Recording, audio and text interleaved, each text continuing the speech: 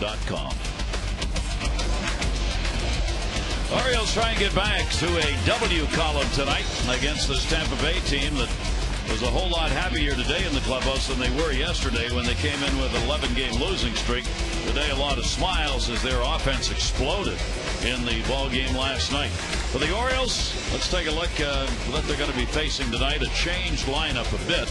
Jason Bartlett still leading it off, followed by Crawford, Longoria, Zobrist. Burrell did not play last night, neither did Ibar. Upton, Navarro, only a pinch hit last night. And Reed Brignac, who had the big night, 4 for 4, missed the cycle by the triple. Take a look at our PNC scouting report on the 25-year-old right-hander Jason Burkin. 2-game win streak, and anytime you struggle as he did early, you really do have to battle your way back. He's done a nice job of that. Couple of wins, couple of no decisions in his last 4 starts. And against Tampa Bay, we saw it last night. 1 run off of David Hernandez. For Jason, it does give up a lot of runs, and that ERA is something like 8.55 early on. So he's been a lot better. He's worked very much on his windup. He's got 4 pitches. He ran into Jason Bartlett, who's going to lead it off, and he said, this guy's got good stuff. But he's learning how to pitch in the big leagues, and it's been painful along the road. All right, let's see what the Orioles can do tonight against this Tampa Bay team that came away with the 8-run ball game last night and won it 8-4. Bartlett had a 2 for 5 in the opener, upping his average to .328, continuing just a great season. And will take the pitch for a strike on the inside corner. This is the guy that's got the highest batting average in the history of this ballpark. Here at Camden Yards, a .394 hitter. 0-1 delivery to him. And the irony is the bench coach, Dave Martinez, over there, has the 5th best mark here. So they got a couple of guys in the ballpark, one playing and one coaching, who liked hitting here. Into the windup, Burkin, and the 0-2 delivery on the way, and that's going to be punched into right field for a base hit. When you're going good, you get those. That had just enough on it to get up in the air and get out there.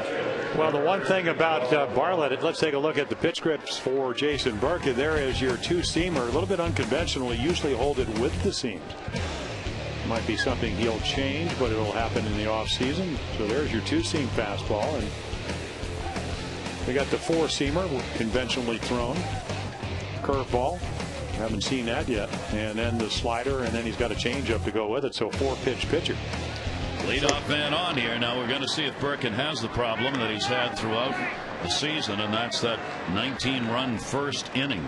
20 starts, 19 runs surrendered in the first.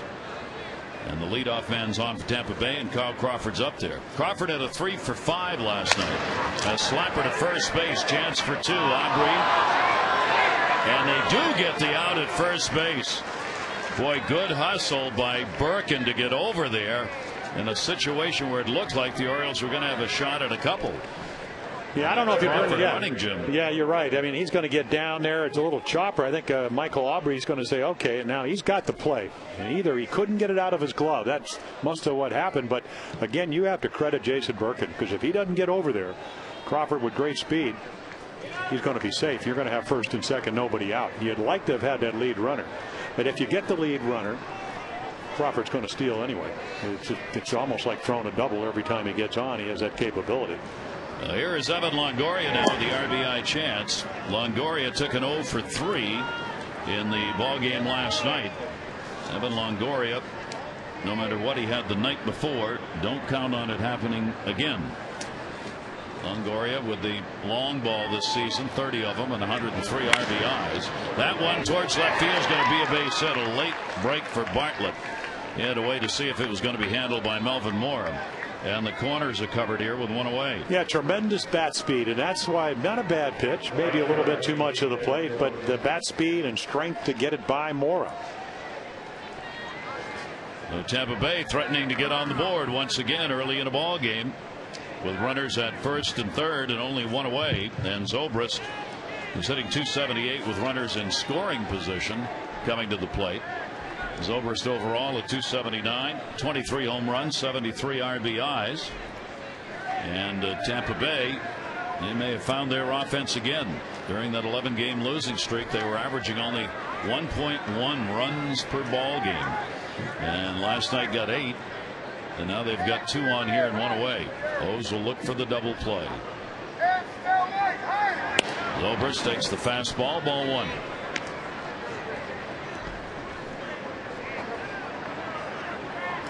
One ground ball off the bat here, and Birkin put this first inning aside. Runners off first and third. Here's the 1-0 delivery. Zobrist will take that one away. And of course the problem with Ben Zobrist is that he has a pretty good idea of what he wants to hit, and when you fall behind you have to throw a strike, and he's waiting. Look at that number, 462 with a home run. That tells me he's not swinging at too many pitchers the pitches he wants when he gets the count in his favor. 2-0 delivery on the way, and that's a high strike called. A 2-ball 1-strike count on Zobrist. Well, another big strike zone tonight. Dale Scott had one the size of a national park last night. Pick any of them, even the small ones. Pitchers treasure the national park. So. Yes, they do. It is tough to hit, though.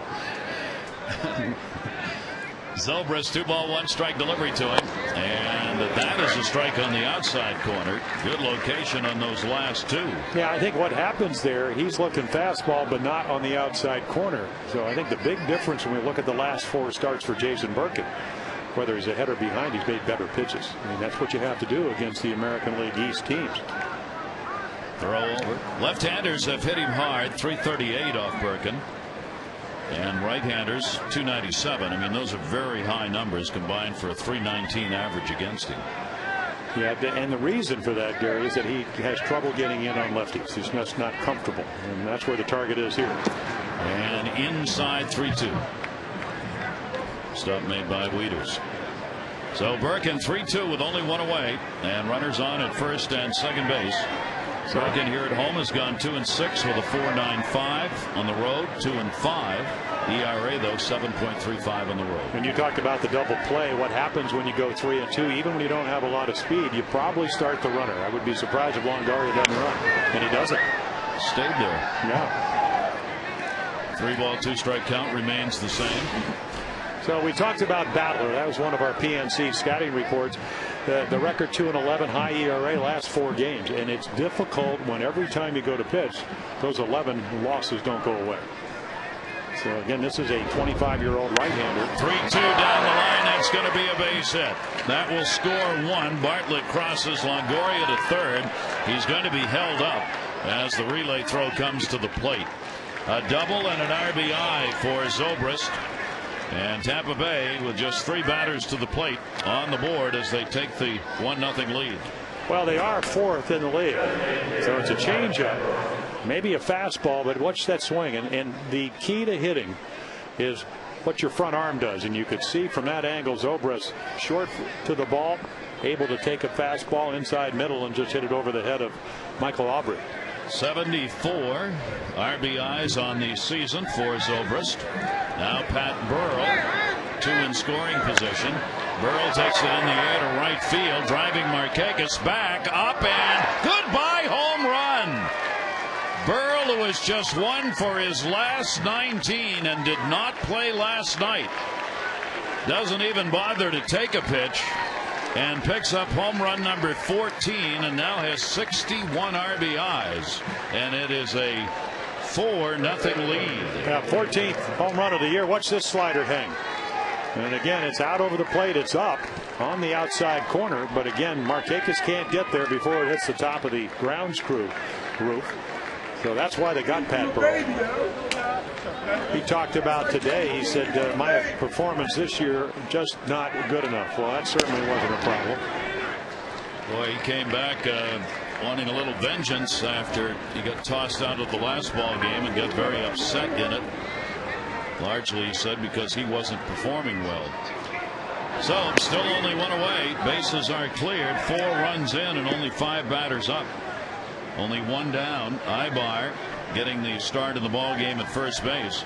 15 home runs surrendered by Birkin in 102 innings. And that one in the air to right center field. PA going back. PA warning track and will make a nice running catch. Well, I'll tell you what, that is a terrific catch. Felix PA, his abilities all of a sudden they're coming to fruition. Good speed.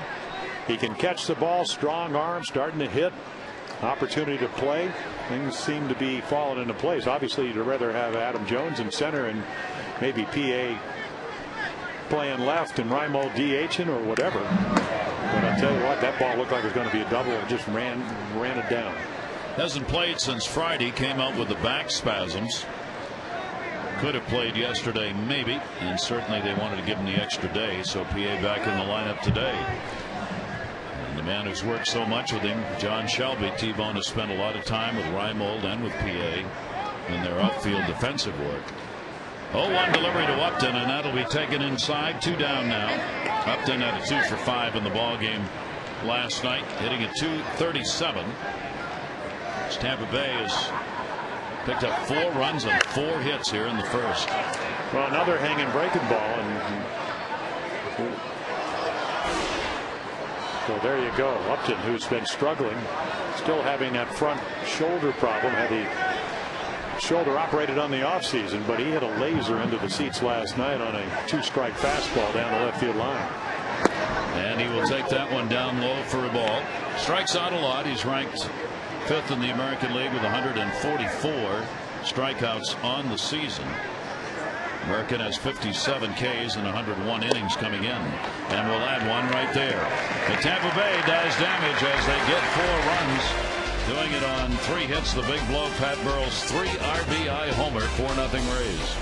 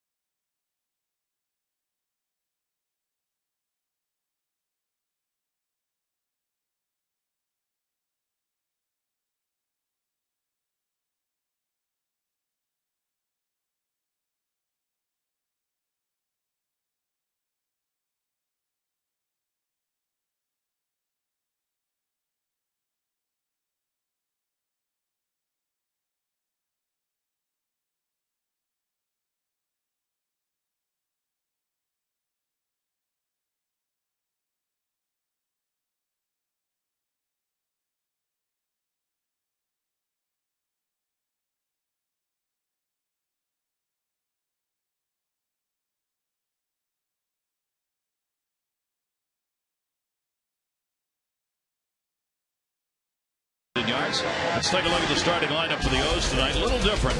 PA for the 4th time is going to lead off. Jeff Fiorentino, then Roberts, Markakis, and Morris. Scott Wieters, Aubrey, and Asturis. Melvin Moore in September. Right now, Hut battle. And our PNC scouting report on the big guy, 6'9", out of Rice University, Rookie of the Year. Well, certainly going to get a lot of consideration. Probably get 3 more starts, 2 or less runs in 17 out of his last 26 starts. Gives you an idea he's pitching well, and then when you couple that performance, 2 runs or less, with a lot of runs, you're going to win some ball games. He is 2-1 against the Orioles this year, 4-1. He's 26 years old. He's having quite the year. Felix PA will lead it off, and PA will take that one for a strike. PA gets to bat lead off with Brian Roberts batting in the number 3 spot. Hitting at .265 on the year. The delivery. His manager Dave Tremblay talked about PA getting back into the lineup. I think PA gets a lot of credit for some adjustments that he's made. I think a couple of guys got in PA's ear a little bit. Juan and Asturis kind of tried to redirect him and get him more focused. You know, it's another guy that can help your club. You know, he can play. PA already hauling one in defensively, trying to have a strong finish, show what he's got for the Orioles and or somebody else, and wants the right to play every day. 2-2 delivery and a nice off-speed pitch right there and a strikeout. Well, just imagine the angle if you're trying to hit off a guy 6'9" and he just drops a 12-6 curveball. Jeff Niemann, fastball command and then the curveball, and again the good curveball out of your hand looks like a fastball, and then it just goes straight down off the table. Yellow hammer. You can come up with all kinds of names, but that was a terrific curveball. First out recorded as a strikeout. He's got 107 strikeouts now in 161 innings. Jeff Fiorentino 2 for 4 in the ball game last night.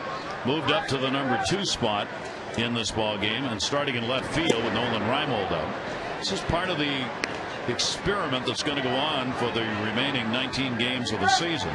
There'll be guys moved around in the lineup. There'll be individuals moved in and out of the lineup in order to see what they can do in certain situations. 0-2 delivery, and Niemann starts out with a couple of Ks. Hello. Take a look at the defense behind Jeff Niemann. Very mobile outfielder. Crawford, Upton, and Zobrist. Of course, Zobrist can play everywhere. A utility guy that hits home runs. Longoria, third, Gold Glove, third base play last night. Bartlett can pick it at shortstop. Brignac, the 4 for 4 guy at second base. Ibar over at first base with Pena out with a couple broken fingers, and then Deanna Navarro. Still a youngster, 25 behind the plate. Ryan Roberts gets the base hit. So the Orioles on the board after a couple of strikeouts. Brian has hit Niemann hard. That's one of the reasons he's in the 3 spot. He's 6 for 14 with a home run lifetime against the Tampa Bay starter. And we hope as this game progresses that you'll get guys on in front of them. And that is one of the keys to hitting in the third spot, the table setters. Of course, Brian, one of the best at doing that. Now Nick Markakis will stand in. Nick had an 0 for 3 in the opener. 302 overall. Lifetime 4 for 12 with a home run off the rookie right-hander. 2 down. Markakis a strike. Niemann, his first start was against Baltimore this year. He lost, giving up 6 runs on 6 hits and 5 1/3.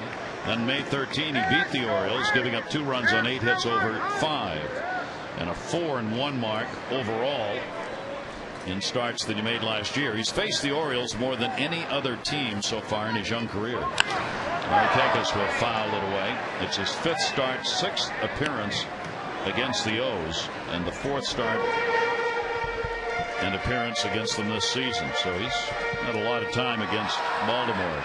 Last outing was on August 19, where he went 7 1/3, giving up just a run on 7 hits.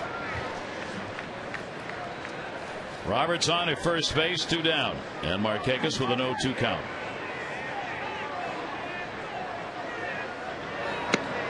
Fastball up high to him, 1-2. And again, remember a rookie last year, over 130 innings, 16 at with Tampa Bay, but 133 innings, 9-5, 24 starts down at AAA. So he's not going to go over that magical 20% more innings the next year than he did last year because of what he did at AAA last year. 1-2 delivery is swung on and missed, and he struck the side out with Roberts getting a single in the middle of it. After 1, Tampa Bay has got the 4-0 lead.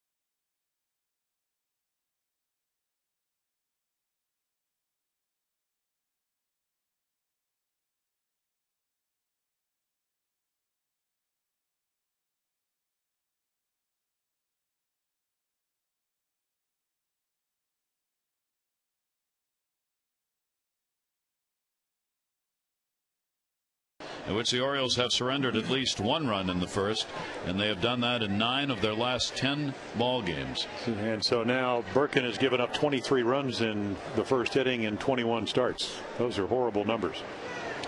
Here's Navarro. Yonder Navarro came on in a pinch hitting role and had an 0 for 1. The switch hitting catcher, hitting .294 right-handed and .188 left-handed. He's got 7 home runs total. Navarro will take that one to center. PA. 1 down. Some of the Oriole players may not have known him from another guy in a uniform until last night. Brignac. Reed, first name. Brignac, 4 for 4. Missed getting the cycle and came very close on this ball into the corner. But he said today, I took a look and thought about third, and then I said, that's Nick Markakis, so maybe I'll just stop here at second base. Yeah, the brakes went on early, even though he was out of the box thinking triple all the way. I said, it doesn't happen with Markakis. Plays that corner too well. Had a 4 for 4 ball game. Played shortstop last night. Made a great play at short. Down the line and foul. He's playing at second base in the ball game tonight. I mean, the amazing thing, he goes 4 for 4. He hadn't played second base this year. All his games have been at shortstop, but that is about as good a play as I've seen a shortstop make, going to his right behind third base and then strong throw, jump throw like Derek Jeter does on the money at first. Brignac was voted in the International League as the #1 shortstop, the best defensive shortstop, and 4th best prospect according to Baseball America last season. Reed Brignac. 1 ball, 2 strike delivery on the way, and he'll loop that one towards right field. Markakis will have time to get there. A couple of fly ball outs. I want to remind you that the free prostate cancer screenings that were originally scheduled for tomorrow afternoon at Oriole Park have been postponed. Orioles apologize for any inconvenience. That's going to be tomorrow. Canceled for those screenings for prostate cancer. Here's Jason Bartlett, leadoff batter, up again. He singled his first time up, so he's 3 for 6 in the first 2 games of this series. And a 1-0 count on Bartlett. Well, now that average is up to 400. Nice even 40 for 100 here at Camden Yards. Pretty amazing numbers. Takes a strike on the inside corner. He is the regular shortstop. Just got a day off yesterday. That's why Brignac was playing at short in the ball game. And then you got the DH. 1 ball, 1 strike count. Chopper. Birkin's got it. What a difference an inning makes. After surrendering 4 on 4 in the first, he gets a 1-2-3 second. It'll be Melvin Mora.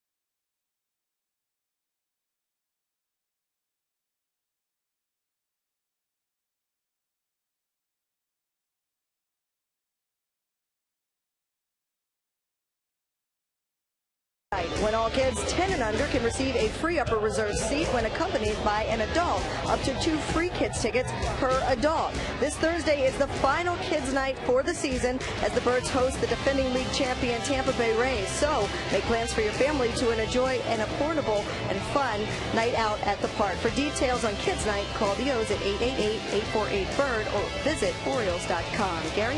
Cute kids right there watching the ball game. Nice helmet, just fits perfectly. No need for an adjustment. Here is Melvin Mora. Melvin hitting at 264, goes after the first pitch, played by Brignac. And Mora is retired.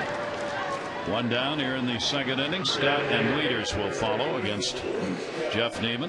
Yeah, I think when you look at rookie pitchers, we've seen Clay Buchholz. The Orioles faced him last Tuesday up in Boston. He spent most of his year in the minor leagues, but he's gotten better after struggling last year. The thing about Neiman, if you look at the last 3 games, he's given back-to-back games against the Tigers, there and then at home. 2 and 1 runs and 7 and 7 2/3, and then the Yankees in New York, 1 run, 8 hits in 7 innings. So that's what, 21 and 2/3 innings, 4 runs against good hitting ball clubs, especially against the Yankees. So this is what you want from your young guys. You know, Mattis has certainly been that. If he struggles, he's gotten better. He's the real deal. There's nobody doubting that anymore. Pitch is going to be taken in a 1-ball 1-strike count. You take a look at the highest win percentage since June 1st. It belongs to him with that 8-1 record. Baker, Hernandez, De La Rosa, and John Lester in Boston. 1-1 delivery. Scott will foul it away. 1-2. Yeah, and we talked about, again, it's nice to be able to pitch well. I mean, the total run support was like 6.36, but since June 1st, Garza's pitched well, Shields has pitched well. They pitched on the wrong night. That's what it comes down to. And they pitch well, they just don't win. And because, again, the peaks and valley with the Rays. 4th in runs, but not consistent. Did he go? They check at third, and no, says Dale Scott. And a 2-ball 2-strike count. Unfortunately tonight we will not have the opportunity to see Nolan Reimold bat against him. Scott with the let me show you I didn't go. Reimold not playing in the ball game is obviously a rookie of the year candidate. Would have been fun to see him both. That one against the shift's going to go into the corner. Brignac was playing shallow right. Throw will come into second and a stand-up double. Brignac way out there, and that shift on Luke Scott was about 1 step away from being able to make the catch, but it's a 2-bagger. Yeah, he hooks it and hits it so hard. Fastball out in the middle of the plate. There's Brignac right there. He almost gets it. Again, a rangy kid. Used to playing shortstop, playing second base tonight, even though he was playing the roamer position there with the shift on against Luke Scott. That's a little Ted Williams right there. Hit it through the shift. I don't care where you play. Just hit them where they're not. Here's Matt Wieters. Orioles get their second hit. Runner on at second now, and Matt Wieters charges one. That's going to be a foul ball, but it's to the very last row of the stands and up about the height of the fair pole. Well, this is where you get a little bit lucky if you're Jeff Neiman, because the one thing I've noticed, you watch Matt Wieters not only in batting practice, and once again, you get to work with Terry Crowley. PA has done it. Wieters now, that front arm gets through the strike zone very quickly. And now he comes back with something else. So the swing getting a lot better. And also the experience level has a lot to do with it. He's going to hit some home runs before his day is done. Matt Wieters, he's just continually been on the uptick on everything from defensive work behind the plate to hitting the ball harder, taking it the other way, pulling when he gets a chance, and the power's next. Strike taken, and 1-2. So there you go, the numbers. And I guess last week he did one of the pregame shows with Rick Dempsey, who does our pregame and postgame, and Depper, he said, you know what, I'd probably, even though I've been a switch hitter since I'm 5, I feel like I'm a left-handed hitter because I get so many more at bats from that side. 1-2 delivery will be taken down low. Little break on that, down and in, and a 2-ball 2-strike count from Neiman. He struck the side out in the first inning. Orioles have gotten to him for the Scott double. They trail 4-0, so want to get going, cutting into that Tampa Bay lead. Luke Scott not being held, getting a real good break at second base. 2-2 delivery on the way, and Wieters jammed and fouls it off. Yeah, you want to do what they did to the Orioles last night. Tampa Bay took a 1-0 lead. The Orioles came right back in the second with 4, and then David Hernandez didn't pitch well. They would go on to win 8-4. The Orioles need to reverse the tables tonight. Dave Tremblay's ball club looking for their 59th win of the season. 2-ball, 2-strike count. And Wieters will take it on the inside corner, and that is strikeout number 4. And there are 2 down here in the second inning. Yeah, just a running fastball, probably a 2-seamer. He starts it at him, watch it run back over and catch the inside corner. You see Matt looking down to make sure that it doesn't really matter, but I mean, he thought it might have been a little bit inside, but it appeared to catch the inside corner. Good movement on it. Michael Aubrey is getting the start at first base in the ball game for the Orioles. Had his first career multi-RBI game against Minnesota on the 25th of August. Did not play in the ball game last night. He had 15 games with the Indians over a couple of stints last year. Now getting a shot here with the Orioles. Scott on at second and 2 down. Aubrey down to first. Strike 2. Well, it's a funny thing about pitching. When you're out there and you're pitching well, as Jeff Neiman certainly is, getting him a lot of runs. I mean, he's a big guy at 6'9", so you just go out there and make your pitches until something happens, like they start getting base hits. So the 2-out base hit for the Orioles is huge here, because he's comfortable until you put some runs on the board. There's the 0-2 delivery on the way. Aubrey will take that. It is in the dirt, blocked by Navarro. Keeps it out in front. Yeah, he's come up with a split-fingered fastball. He's thrown his last 2 starts, and you can look. His season high is all the way back the 3rd of June with 9, but 6 and 8. 8 against the Yankees, and he used it a lot. And that's a pitch that kind of takes the place of his changeup. Saw it in the first inning and had tremendous movement. Yeah, went straight down. 1-2 count. Scott on second base. And that one down to first again is going to be fouled by Aubrey. And the count remains at 1-2 strikes. Not a lot of at-bats for him. This is the 14th game. He's had 26 at-bats. A couple of doubles in the extra base hit side of it. And right now gets an RBI opportunity. He's got 3 runs batted in. Luke Scott will be going on contact here with 2 down. 1-ball, 2-strike count. Up to the center fielder in a few steps, as he normally is in center. 1-2 inside corner. Aubrey backed off and can't believe that is a strike. It is the 5th recorded by Jeff Neiman in the ball game. It's still 4-0 Rays.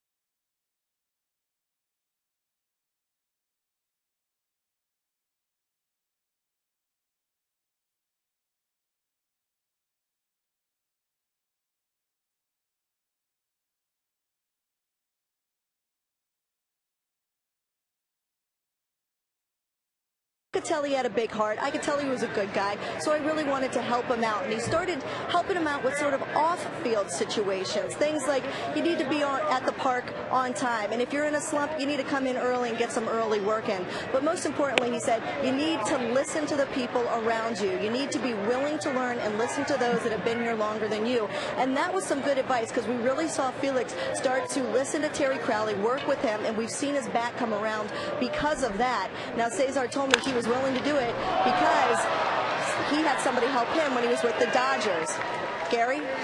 And it has worked for him. That didn't work right there, though. That is going to be off the glove of Birkin. And Crawford, once that ball gets away from an infielder with the speed he's got, there is no chance to get him. I don't know how they're going to score this, but you better make this play and keep Carl off. I mean, it's right to the glove. I can't imagine they're going to give him a base hit.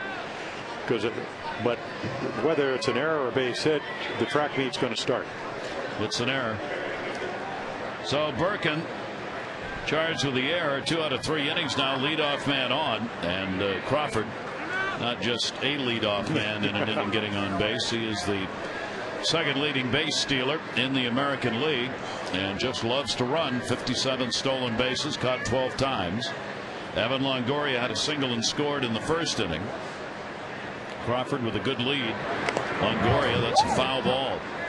Tried to pull the bat back, and that's one of those where the ball hits the bat, not the other way around, and a 1-strike count. Yeah, the ball off the plate. Longoria, really dangerous, especially in a ballpark like this, to pull the ball to left field with the power that he's got. Throw over, and Crawford will go back in standing, a little closer maybe than Crawford wanted that to be. Well, what you try to do, first of all, you try to keep him off base. Didn't make the play, so he's there. You need to stop him and give Wieters a pitch to throw with. You know, he's got a very strong throwing arm behind the plate. And at least give yourself an opportunity to maybe throw him out. As you mentioned, Gary, it doesn't happen a whole lot. 57. Yeah. Ellsbury got one last night. Crawford got one last night. And then Figgins, Upton, and everybody else not even close. Longoria with a 2-strike count. The delivery to him down to third base. Melvin Moore backing up. There's one relay over to first. And they got the double play. So Birkin gets the pitch he needed to overcome the error he committed. Take a look. We talked about the fact that Jason Birkin is a battler, but he gives up a lot of runs in the first inning. There it is. Ball up, 0-2. Ball in the middle of the plate to Longoria. Base hit. Ball in the middle of the plate right there to Zobrist. Slider for a 3-run home run. Great hitting approach, but the ball was up a little bit. And Burrow gets a 3-run home run. And that's how your 4 runs scored. And now he's made some adjustments as the game goes on. Second time through a little better, but those are very high numbers all the way around. Here's Zobrist, who had a double. He's got a 4-game hit streak now. And Zobrist, switch hitter, batting in the cleanup spot. And it doesn't really matter for Zobrist which side of the plate. 312 right, 263 left, but 16 homers left side and 7 from the other. 1 ball, 1 strike coming from Jason Birkin. Zobrist up to get it, fouls it off 1-2. It's kind of interesting when you look at Birkin and David Hernandez. If you were going to compare them, they talk about getting side to side. Now he's already set his angle over towards where we are sitting up here in the booth, and then all of a sudden he goes back. David Hernandez does the same thing, so they spin out a little bit and the pitches flatten up. That one is going to be taken to the corner by Zobrist. It'll be chased down by Markakis. Zobrist on his way to second, thinking about 3. He's not going to have to think about it. Where's the ball? Markakis can't get it, and it took a long time to get it in. It will be a triple, and a stand-up triple for Zobrist, as Nick Markakis had to chase that one down in the furthest reaches of right field. Yeah, when they built Camden Yards, they said they wanted to have nooks and crannies. Well, there's one of them. And again, Zobrist thinking, why not be at third? Birkin's got a breaking ball. You got Burrow coming to the plate. You hit a slider for a 3-run home run. They might throw him something down in the dirt. Maybe I'll score another run. That's 7 triples for Zobrist on the season. Pat Burrell right up the middle, and he's got an RBI base hit. Burrell has seen 2 pitches in this ball game, and he's got 4 RBIs. A 3-run homer in the first inning, and an RBI single here to make it a 5-0 lead.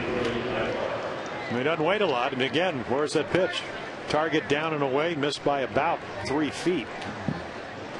You don't realize how big Pat Burrell is till you stand next to him. Out of the University of Miami, arguably the best college hitter the year he signed with the Phillies, and they got him to hit home runs and get on base. He can hit home runs, hadn't done it enough, hadn't got on base, been hurt, neck problems all year long, 2-3 cortisone shots. He said that was not what he wanted to do, but as you said earlier on, just not good enough when he talked about his performance. Has to get better, and he's certainly doing that tonight. He's got a 2-year deal. He'll be back next year to try and bring the power that they thought they would get from Burrell back to the table. Here's Ibar. Willie Ibar flying out his first time up. Ibar with a runner at first. So the triple by Zobrist pays off with a single by Burrell. All of this coming with 2 down. 1-1 delivery on the way from Birkin is going to be in there for a strike. This Tampa Bay team, as we know, has got an outstanding lineup and kind of unbelievable. They went through that 11-game stretch under Joe Madden without being able to get even 2 runs a ball game. They get going again, though, they're a real problem. 1-2 delivery, foul back. End of the stay at a ball and 2 strikes. Well, it's a combination of the fact that they can hit and the Orioles don't pitch well. I hate to have to throw that out there all the time, but that's, you don't have the highest earned run average in the American League if you're pitching well, and it's over 5 runs a game. These guys can hit. The Tampa Bay Rays have a .310 batting average against the Orioles. They have outscored the Orioles in the series this season 66-55. And that ERA Jim's talking about, well, coming into this game, the Orioles against Tampa Bay 5.06. Tampa Bay against the O's 4.69. 2-2 delivery, that one towards third. Moore has got it, force at second. Roberts will get over there to take it, but a run in. RBI for Burrell, has already got 4 in the ball game, and it is a 5-0 Rays lead.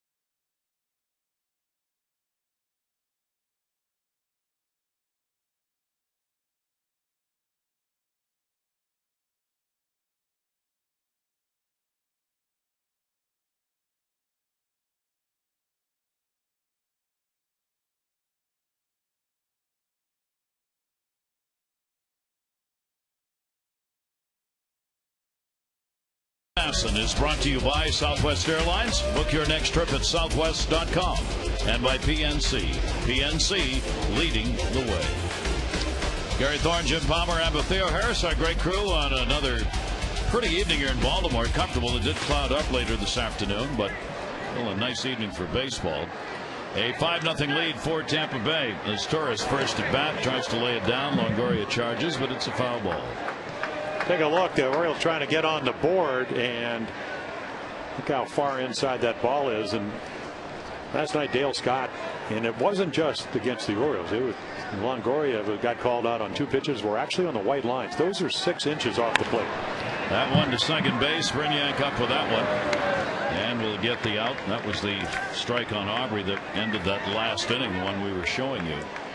And you get Neiman getting calls like that, it's going to be a long night at the plate. Now, to his credit, Navarro moved in and he was somewhere in the location, but just think about it. I mean, if you're a pitcher, again, as we mentioned last night, it's Christmas coming early. If a guy's going to give you, talking about a home plate umpire, but if you're a hitter, you want to work the count. You pride yourself in being able to determine the difference between a ball and a strike. And when the umpire does call those pitches against a guy that's on a roll like this guy, it is very difficult to be able to hit the way you want him. Home plate umpires, Rob Drake tonight. Jeff Neiman with one down, nobody on, as Felix Pie, strikeout victim, his first time up. Pie getting the start in center field, and the breaking ball is going to miss down low. Tim Lincecum, Oh, excuse me, go ahead. I was going to say, I was just looking. Tim Lincecum got the job done last night. A great pitching job. San Francisco now has moved to within 3.5 of Colorado, and that's the team they're playing in that wild card race in the West. Right at second, knocked down. Brignac up, makes a throw, and not in time. Ball hit very hard. Brignac takes his glove off. That may have really hurt that glove hand. Yeah, we saw it last night. Longoria, he hurt his glove hand on a hot shot. I think Wieters hit it down the third base line, and then tonight this ball just singed and hooking. Remember, Brignac's a shortstop. And he tries to catch it, the ball hooking away, and then doesn't get much on the throw. And PA, again, nothing's routine, not for Felix lately. So by running hard, usually a lot of times you might freeze a stack. So Neiman wanted the out. Not that he was out, he just wanted the play to be made, and it wasn't. That'll be a base hit for Felix Pie. So the Orioles have their third hit of the ball game. One down. Fiorentino getting the start at the second spot in the order. Checking down to third with one. Samuel with Pie's speed. And they're going to move in. I mean, Bartlett was turning around. It took him about 20 seconds to get Carl Crawford's attention and left to move in a couple of steps. Fiorentino will foul that one back on the inside out. Quickly a 2-strike count. You notice Jeff Neiman doesn't fall behind many hitters. No, he's not afraid. And if you looked at the radar gun, I mean, this is the fourth guy picked of all the players, high school and college, in 2004. But he's not the guy that throws in the mid-90s. He pitches. And we've seen him already in and out, splitter, big overhand curveball, and throwing the ball over and keeping it down. PA off first base is the 0-2 delivery. Chopper almost on the plate when he put the swing on that one. And it'll stay at 2 strikes. Got a piece of Navarro. And Yana Navarro is going to take a little walk here out to the mound. Talking about the Rookie of the Year candidates, certainly the right-hander we're watching in the ball game for Tampa Bay is right up there. Beckham, the third baseman with the White Sox, has had a great year. Porcello with the Detroit Tigers, and Nolan Reimold right there in the pack with the numbers that he has put up. It's going to be very tight, I think, in the voting for Rookie of the Year. Nolan not in the ball game as a starter tonight. 0-2 count. Fiorentino stands back in.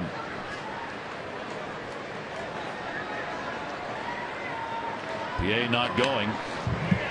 Trying to get around on the heater. Fouls it straight back again. Well, imagine if you're an Oriole hitter. You saw that Wieters got called out on a ball right on the corner inside. Aubrey off the plate inside. You better not take the close pitches. And that's what Rob Drake sets up tonight. Not being consistent. Not making the pitcher. And that's what the league wants. They want him to throw the ball over the plate. That was supposed to be the intention. 0-2 delivery on the way, and again fouled off. So Fiorentino battling here after he got the 2 for 4 in the opener last night. He is one of those players that the end of the season matters a whole lot as he will try and put up the best numbers possible here for consideration by the Orioles for next year. 0-2 count, one down. PA has not moved over at first base and not going here. Fiorentino will take it up high. If you'd like to do something just for fun, take a pen and pencil and jot down the 25-man roster on April 1 of next year for the Orioles. Got to be a magician to do that. That's the point. 1 ball, 2-strike count. Fiorentino. That ball fouled away. There's no better way, if you're a fan of a ball club, to understand the ball club than to do something like that, because it forces you to, number one, you're going to have to download the roster, and the 40 man, and number 2, you're going to have to think about, all right, who do I want where, who probably is going to start, who might be traded, all kinds of questions that are going to be handled by those 2 gentlemen in the coming months. That ball's going to be a base hit into right field. That's why Fiorentino wants to be doing those sorts of things to keep himself in consideration to be on that list. I mean, he really had a nice year. We talked about it last night. When you play at Norfolk, it's difficult to really judge somebody as far as power numbers because it's such a big ballpark. But over 300 to 312, line drive hitter. He's shown that in his at-bats here. You pitch him away, he'll hit the ball that way. So again, if you're not going to hit home runs on a regular basis, you better spray the ball around. You better, as Terry Crowley, the hitting instructor, said, you better be tenacious up there and foul pitches off, and that's exactly what he does. Brian Roberts batting third for the 3rd time this season. Has runners on at first and second base. He had a single his first time up, and here's exactly why Dave Tremblay put him in the spot tonight in the 3rd hole. He has hit Jeff Neiman well. 6 hits and 14 at bats and a home run. So put somebody there who can maybe get to the right-hander in an RBI chance, and Roberts got that. 1-0 delivery. Brian on the year, 314 with runners in scoring position. One of the better numbers for the Orioles this year. The Orioles need it right now, trailing 5-0. And that next RBI will be a career high.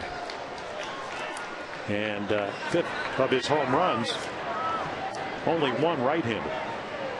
So the rest, 14 of them hitting left-handed. And we'll take the pitch down low. And Neiman will fall behind. The average is a little tougher when he's working out of the stretch. Jeff Neiman, with runners on, opposition hits 284 against him. When the bases are empty, it's 240. So as is the case with most starters, they have to go to the stretch. It's a little tougher on them. Roberts taking all the way, and a strike on the inside corner. It goes to 3-1. Nick Markakis waiting on deck. Looks like he's going to get up there with somebody on base as well. 3 ball, 1 strike count. PA off second base. Fiorentino off first. That's going to be into the right field corner. Chased down by Zobrist. PA will come around to score. Played off the wall. Fiorentino's going to be held as the relay throw is in. It'll be a double and an RBI for Brian Roberts. And Dave Tremblay's move with that lineup change, positioning wise, has paid off already. There you go. New Orioles record. Brian held the old one. We talked about table setters. Well, the 2 guys get on in front of him, and then he does the job. And Jeff Neiman, no different than Jason Birkin, up in the middle of the plate, and all of a sudden you become much more hittable. Well, the Orioles back in it 5-1. And they've got 2 in scoring position for Markakis. There's the season doubles record. Brian Roberts besting his own mark set last year with 51. He has the top 3 doubles years in Orioles history, tied with Miguel Tejada at that 50 mark, then Markakis and Huff. And Brian still leads the league in 2 baggers. Let's go back to the last start down in Tampa. Now bases are loaded, and sometimes on August 19th, when you look at Jeff Neiman, you got to be lucky. Plus, watch this play by Bartlett. Such a good play that instead of getting doubled up, they get the force out with the bases loaded, and from then on, the rest was history. That would have been against Guthrie, and they would hit 3 home runs. So again, a lot of times you need run support, you need defense, and you need some breaks. And the Orioles right now need a big hit. They've got 5 on the board. 5 runs, 6 hits for the Rays, 1 run, 5 hits for the Orioles. Nick Markakis, a strikeout victim, 2 in scoring position and 1 out. That's going to be a fair ball. Longoria's going to go to first. Makes a great play. A run will score. Markakis will get an RBI, and it is a 5-2 game. But Longoria with a big time arm right there.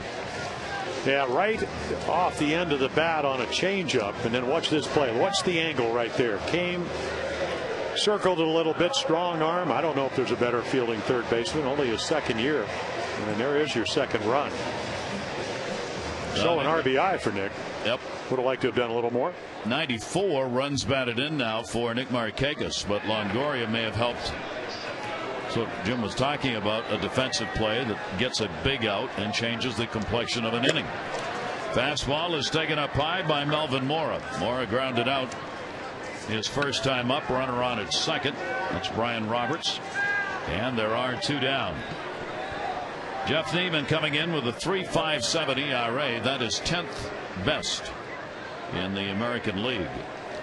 Here's the 1-0 delivery in the way, and that'll catch the outside corner for a strike. The Orioles looking for a big 2-out RBI for Melvin Mora that would make it just a 2-run ball game. Mora this season .289 with runners in scoring position. 1 ball, 1 strike. Neiman will take a look back.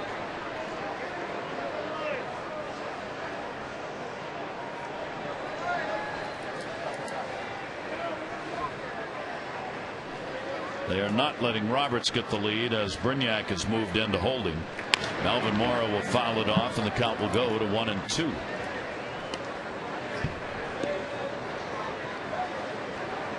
Brooks Robinson is going to be here on Friday and is going to make a special presentation to Melvin Mora, who has become, behind Brooksy, the one who has made played the second most games at third base for the Orioles. That's going to be great fun on Friday with Brooksy coming to the ballpark. And Melvin is really proud of that record. He was talking about it Saturday after the game in New York. That one in the air to left field, and that will be caught. Crawford is there to get it. Mora is retired. Couple of runs on 3 hits with a base runner left on, and a 5-2 ball game.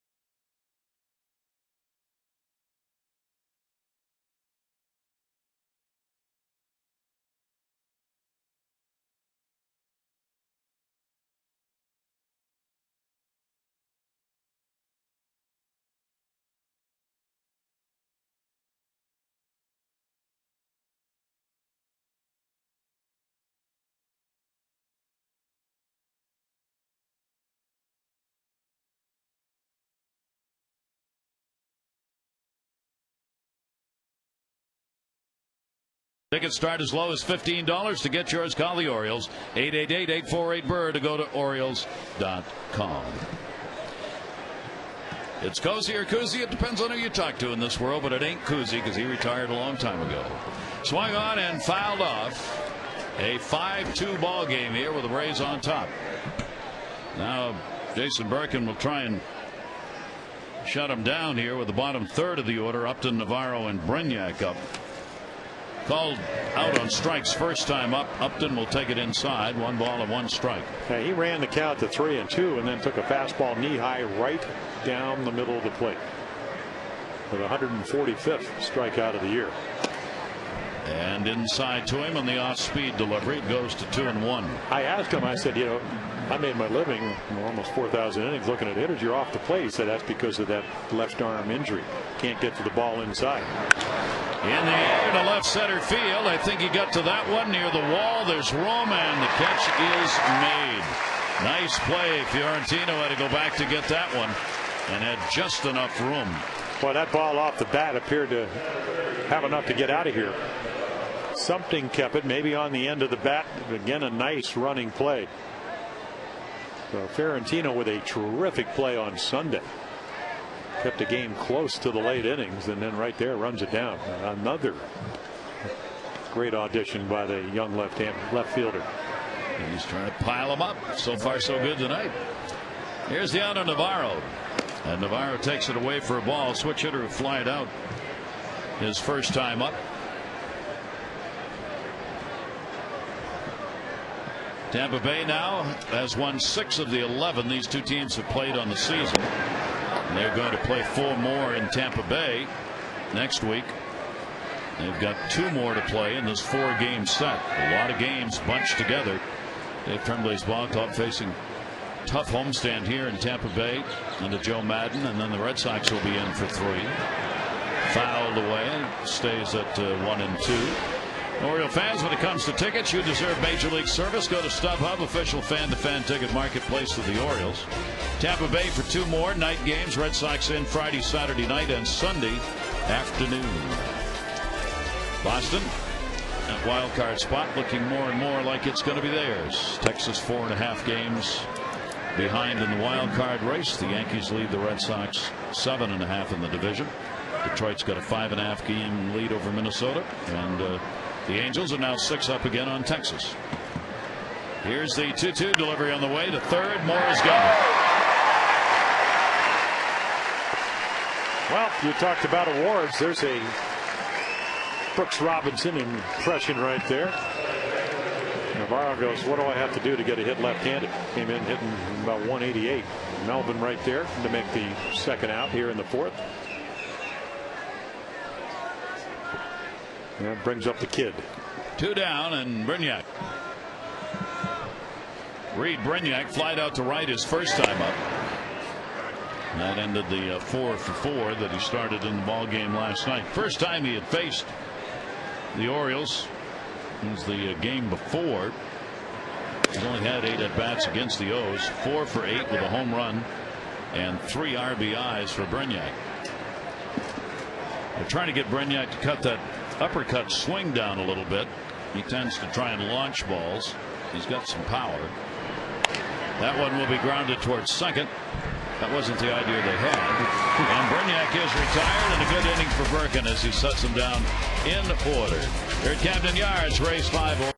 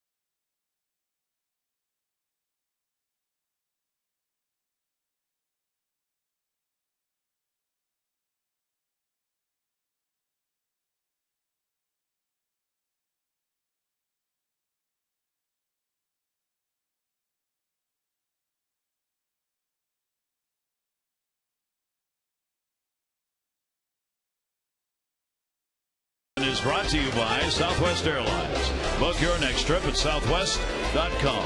And by Honda. The 2009 Honda Clearance. It's the only thing from Honda that won't last. But the Babe lasts forever. There are a couple of them right there.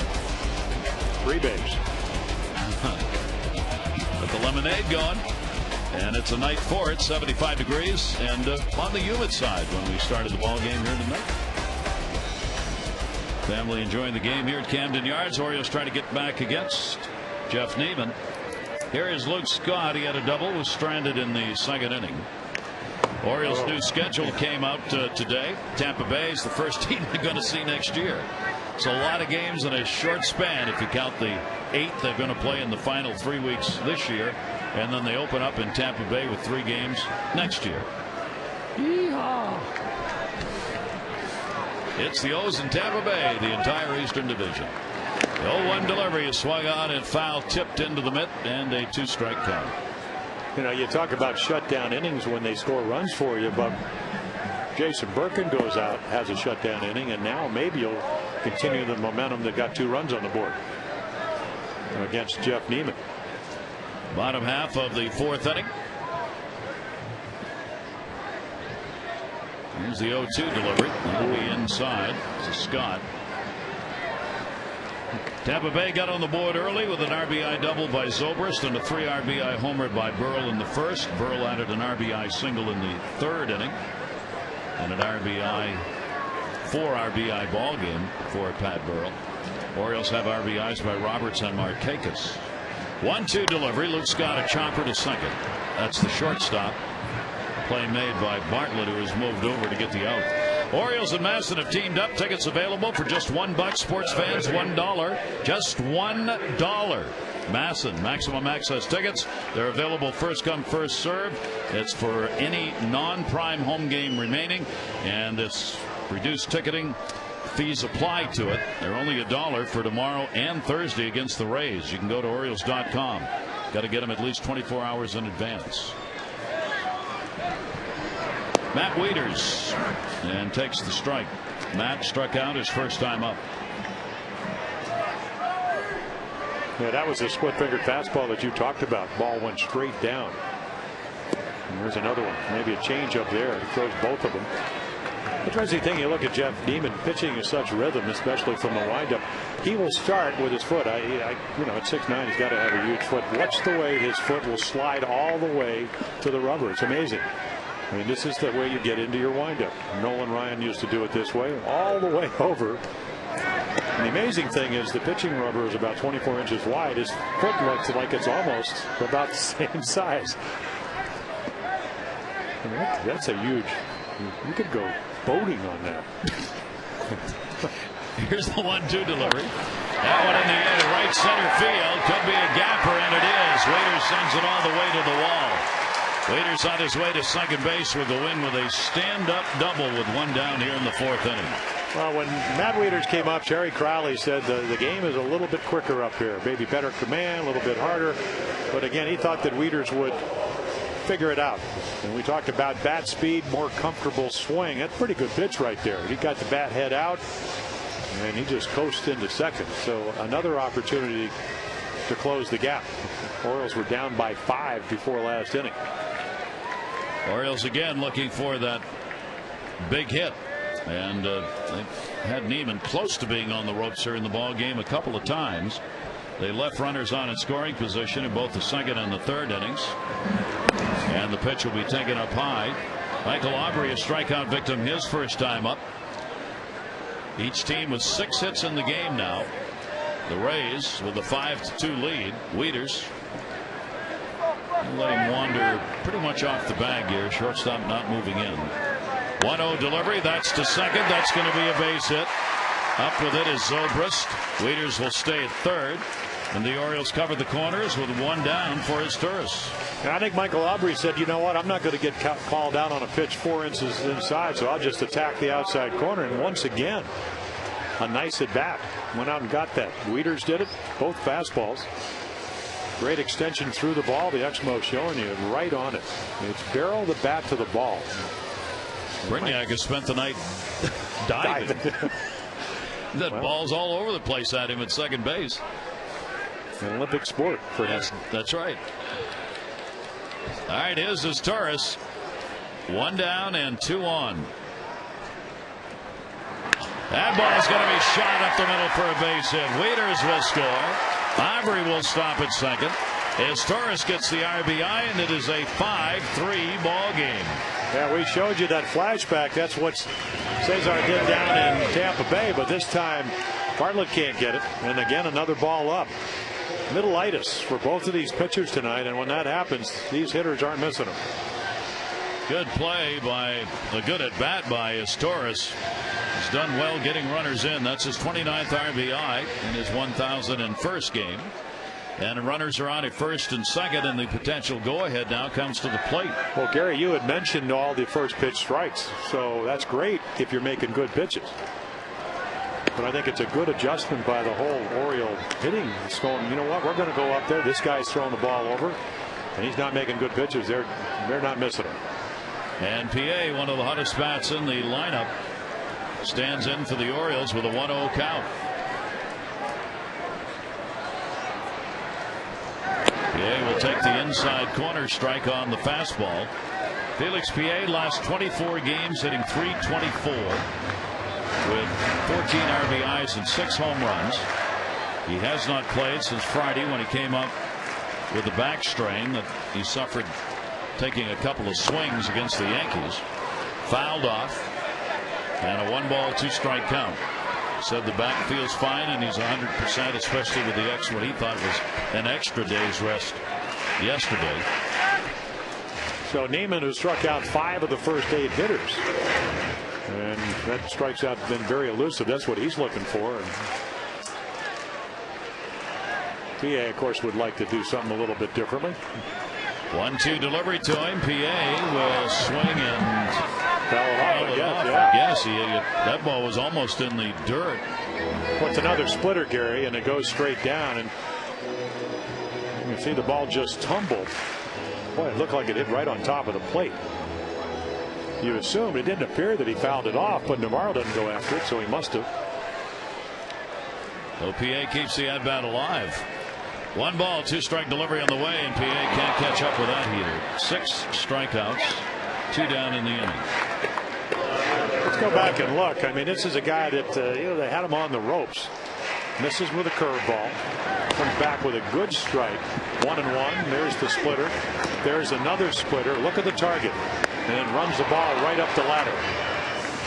Or, as Tom Dukes used to say, he stair-stepped him right up the stairs. He did that.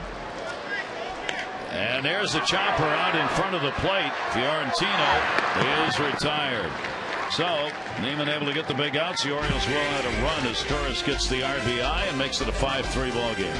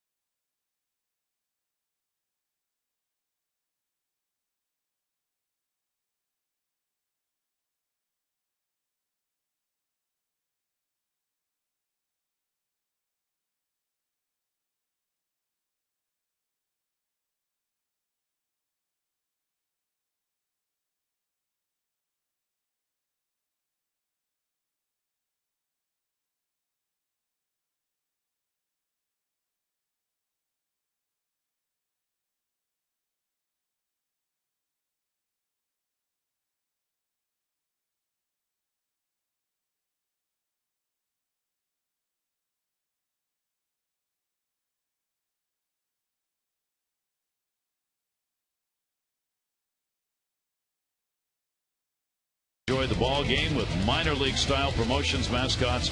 It's 888-84-BIRD or Orioles.com for tickets. That's going to be tomorrow in Game 3 against Tampa Bay. Swung on and missed as Bartlett, top of the order, has singled and grounded out. 3 hits, 6 at bats so far. Nothing minor league about that. 0-1 count.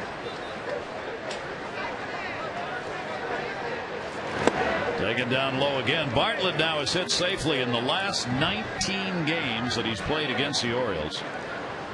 Hitting .485 in those games. He continued that with a single that he picked up in this ball game tonight. Bartlett will pop that one up to right. Nick Markakis. One away, fifth inning. Yeah, different pitcher since the first. Jason Burkett. And of course, rookie year, 25 years old out of Clemson. Tommy John survivor, elbow transplant. You got to figure out what the difference was. I mean, that's really what it comes down to because of the first inning runs. We told you 19 in the first 20 starts, 4 in the first, and it just makes it real hard. Not that you can't come back, but I think it changes the whole, not only physically, but I think emotionally changes the way your team goes after a game. I think we got to get the big inning, get out of your game plan, so to speak, and then you can see that the stuff is there. What he's got to do right now is just what he's doing. Yeah. The Orioles got plenty of time to get back into the. They are back into it. They made it a 5-3 ball game. Now Birkin's job, don't let it get any further out of hand here. Carl Crawford, and this is a tough inning at the top of the order. Crawford is gone. So he strikes out. He's got an 0 for 3 going, and that's the second strikeout for Birkin. Yeah, I don't know if you can throw any better back-to-back sliders. We always talk if you don't throw the second one as good as the first one. Well, these were perfect. He's a 300 hitter. Came into the season as a 293 lifetime hitter. He doesn't have a chance. Evan Longoria will stand in with the bases empty. Longoria had a single and a run scored in the first. Has hit into a double play, 1 for 2. Longoria against the Orioles, 292 on the season, 4 home runs, 10 RBIs. He and Zobrist have been the leading RBI men against the Orioles this year. Zobrist has added 1 tonight. He's got 11 on the season against the Orioles, 10 for Longoria. Part of that 103 RBI total as he chases Mark Teixeira for the American League lead in runs batted in. In the air to center field, going back on it, PA. Can he get there? Reaching! Oh, mercy! What a catch! Felix PA on the fly in center. A tremendous jump. Knew right where he was and hauled it in. A tip of the cap to the Orioles center fielder, D. Matters.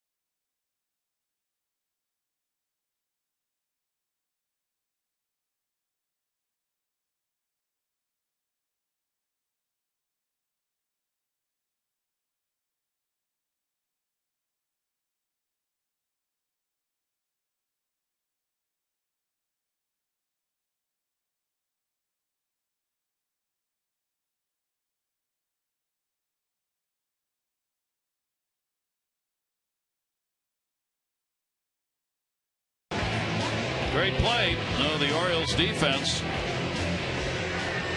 prevents Tampa Bay from having a chance to get an inning going there. And PA has done a fine job in center so far in this ball game, getting back in tonight. So the Orioles offense will try and go to work again here against Neiman. It'll be Roberts, Markakis, and Mora. Brian's already 2 for 2 with an RBI double and a single. Makes him 7 for 15 lifetime off Neiman. And the off-speed deliveries up high for a ball.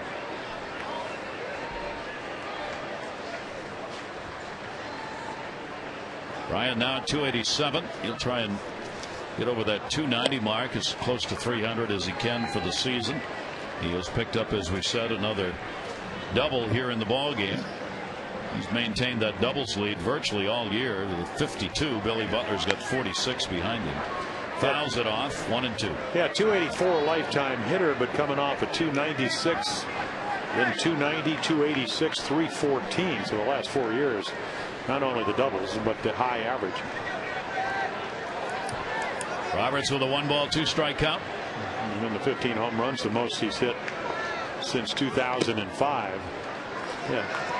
And Nick Neiman's trying to figure out that the last couple of innings, because he's gotten so many balls in the middle of the plate, like a little gunshot. Trying to figure out where I can go. Well, I can tell you where you can go, out of the middle of the plate.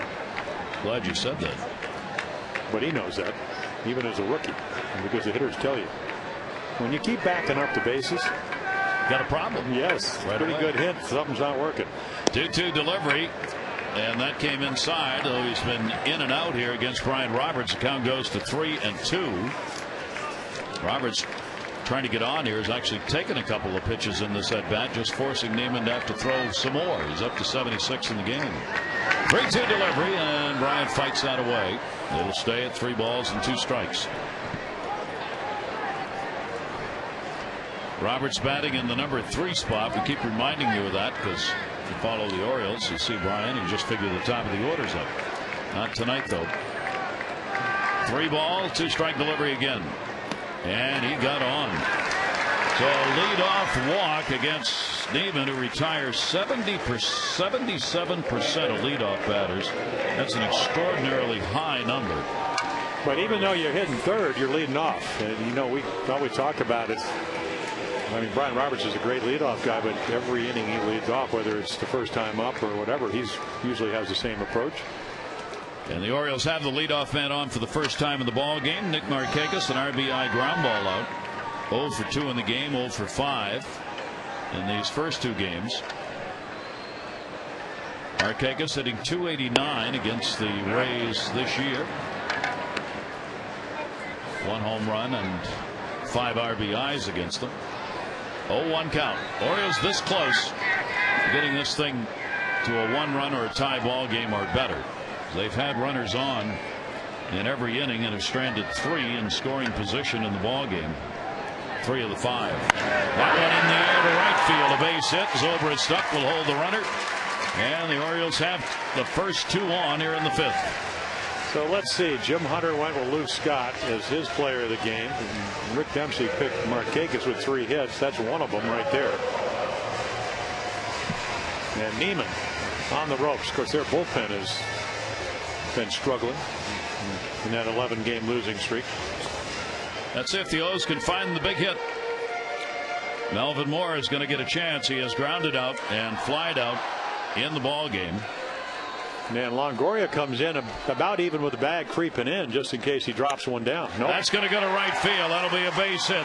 Roberts makes the turn. He's going to stay. Throw will come in way off the mark, backed up by the pitcher. Juan Samuel playing it safe at third with Zobrist up with it. Zobrist was going to throw home, and then he saw an infielder pointing towards third, and he ended up throwing the ball between third and home. Nowhere. Yeah, you try to hit the cutoff man, and you can see Ibar. Of course, he plays all over, and then there's your pitcher, Jeff Neiman. And then, of course, he catches it, and immediately Jim Hickey's going to come out and runs the home plate. So, 5-0 lead. Things aren't looking too good for Jeff Neiman because the Orioles have put some great at-bats together over the last 3 innings. I'm just checking here. I think this is the first time a ball club has had double-digit hits against Neiman this year. It is. He gave up 9 to Toronto towards the end of July, 9 against the White Sox earlier on in the season. But no team prior to tonight had a double-digit hit night against the 26-year-old for Tampa Bay. So again, you could see 22 balls, 58 strikes. Good ball to strike ratio, but the last 3 innings, too many balls in the middle of the plate. Orioles are taking advantage of some great at bats. Luke Scott. Bases are loaded. nobody out. And Scott on a wild cut. And that pitch that's been down in the dirt all night long, and a 1-strike count.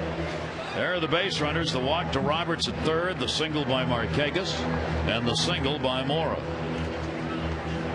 And the O's have a real chance in this inning to not only wipe out the deficit, but take the lead in this game. 0-1 count, Luke Scott. Scott chops it. First base dropped, only play at first, and got it for the out. It'll be an RBI.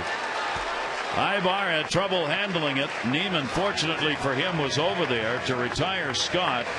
Scoring is Brian Roberts, and it's 5-4. He rolls over, tries to pull. A tough play for Willie Ibar, but he does the right play. I mean, snap, throw, great play by Ibar. The only way he could play it.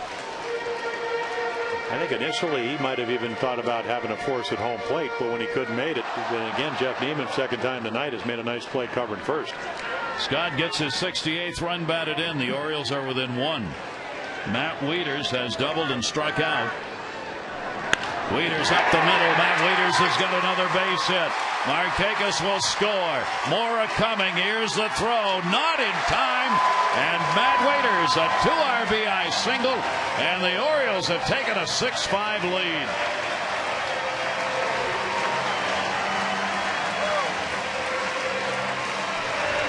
Six unanswered runs. Watch him hit this curveball right back up the middle. It hangs a little bit, and he's all over it. Matt Wieters has hit Neiman tonight. Even though he struck out, he almost had a home run against him in the at-bat he struck out on. He tagged the ball in the gap his second time up, and now puts one up the middle against him. And not only does Wieters give the Orioles the lead, he knocks the Tampa Bay starter out of the ball game with the most hits any team has had against him this year, 11. He will leave. Nolan Rimo's chances at Rookie of the Year are increased by the production of his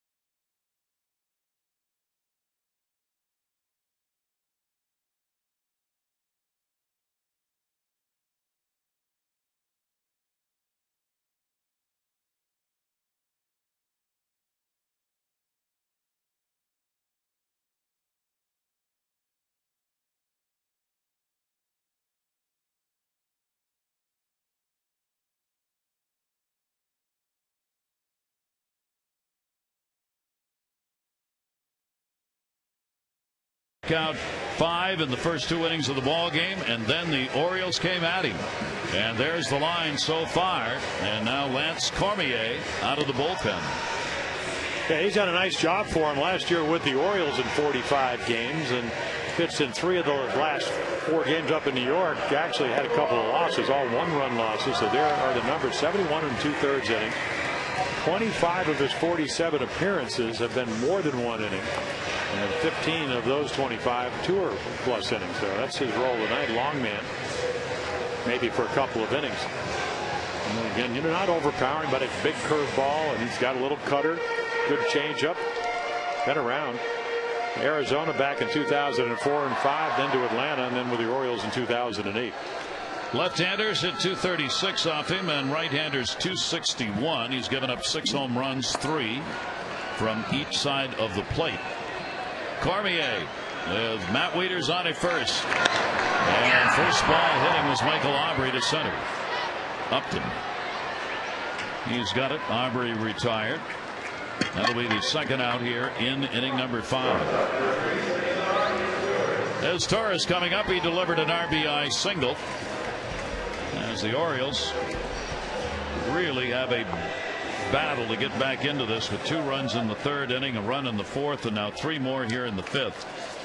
They, as we said, though, they were that close for about 3 innings at really getting to Jeff Neiman, and finally in this one in the 5th inning, that's exactly what they did. Well, you made a good point early on. Of all the teams in the American League East, he has seen the Orioles the most. So this is the 4th time, and if you're not on your game, he was on early. They see a lot. As Torres has got another base hit. Wieters at second will stop there. And as Torres has got a 2-for-3 ball game going. And the Orioles, they're piling up the hits tonight the way Tampa Bay did last night. Yeah, came in at 249. His high batting average on the other side, 298, hitting right-handed. So anytime he gets hits left-handed, it's a bonus. And how much did the fine defensive play to end the last half inning matter? I mean, you can never answer that, but you know it didn't hurt. And this is the man who made the play. Felix Piet, a great catch on Longoria at the wall in center field. That's what brought the team back into the dugout. And out came Brian Roberts with a walk, and away the Orioles have gone here in this inning. Piet on the breaking ball. It's going to be inside. Navarro stops it. You know, it's kind of interesting to go back and look at this season. He was your regular left fielder till Nolan Rymel came up. He really struggled. He had a chance with Terry Crowley, the hitting instructor, to work on that swing, shorten it up. And when he came back, I mean, Rymel is going to play every day because he can do so many different things, more power. But when Felix had an opportunity, that swing's so much better. Down to first. That's going to be a foul ball. Cormier jammed him. But at the end of the day, you can work on the swing all you want, but you have to figure out, okay, am I going to get a good pitch to hit? And Terry Crowley, standing right behind Brian Roberts, he's always done a good job. He was a terrific pinch hitter in his own right, one of the great young Oriole outfielders that came up, but was always that 4th or 5th guy. And went over to Sparky Anderson, Cincinnati Reds in '75 and '76, and the Crow won a couple of world championships as one of their excellent pinch hitters. Taken down low by Piet, and a 2-ball 1-strike count on him. You see, during the time he was playing as a platoon player at best, and oftentimes a bench role, hit 243. Then he got a chance to play regularly, and the numbers jumped to 317. The on-base percentage way up, and then, as we said, came out on Friday with the back spasms back in tonight. And tonight has delivered a single, a run scored, and struck out twice. And Piet will swing on Cormier's inside pitch. Some of the movements he takes away from the plate doesn't convince me that back's still not feeling a little bit. I mean, he walks away gingerly on some of those cuts where he's really coiling his back. Now, there's no way he's going to come out. Just imagine holding your hands up over your head. Just that right there would hurt my back. Fouls off a good pitch, yeah. Well, but he fouled it off, and that's a pitch he might have swung through earlier on in the year. Cormier trying to get it on the 8th batter at the plate to end the inning. Well, again, foot down and just flicks it. The key to hitting, obviously, other than getting a good pitch, is can you get the good part of the bat to the good part of the ball? And the good hitters do that on a regular basis. Here's the 2-2 delivery on the way. Piet will fight it off. Cormier making his 5th appearance against the Orioles this year, 4 2/3 innings. He's given up 3 runs on 3 hits. The Orioles have done pretty well against the former right-hander Lance Cormier. Wieters on at second base, the big 2 RBI base hit that has given the Orioles the lead. As Torres on at first, he has the single, and Piet with 2 down, trying to keep it alive. Here's the 2-2 delivery, and 3-2. And once again, he didn't even begin to swing at that cutter.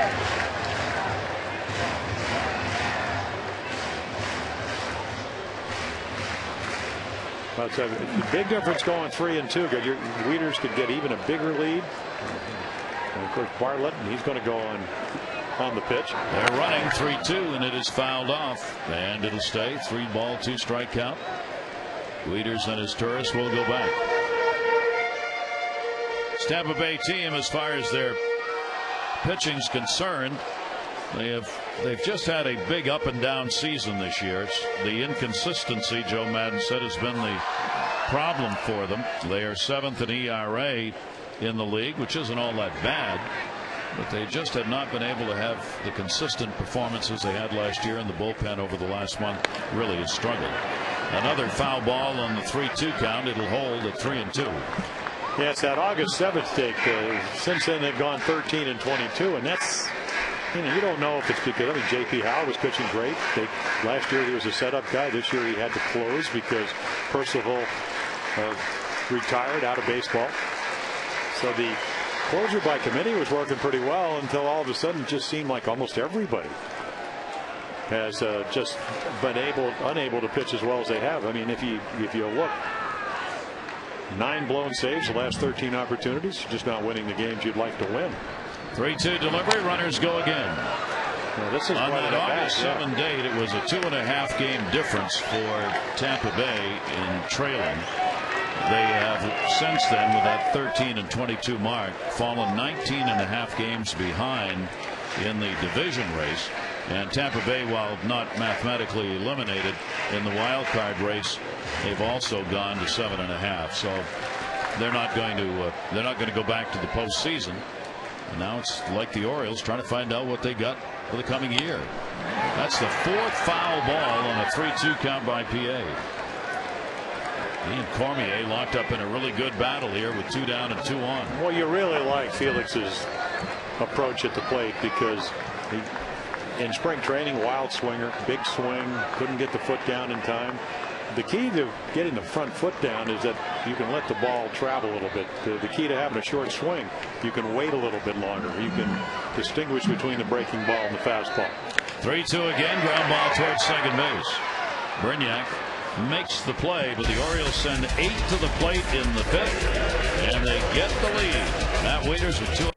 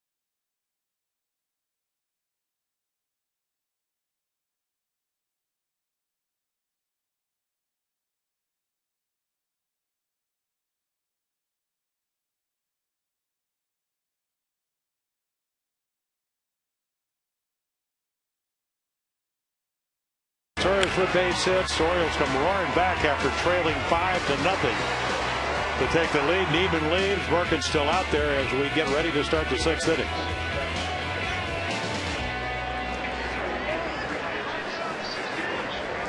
Zobrist will lead it off against Birkin. He has had a double and a triple and an RBI and 2 runs scored. One might say a fairly successful evening so far for Zobrist, then Burrell and Ibar. Those are cycle numbers anyway. Anytime you throw in the triple. Yep. He's got the double and the triple so far. Only one shy last night. He's Brignac. He needed a triple. 1 ball, 1 strike count.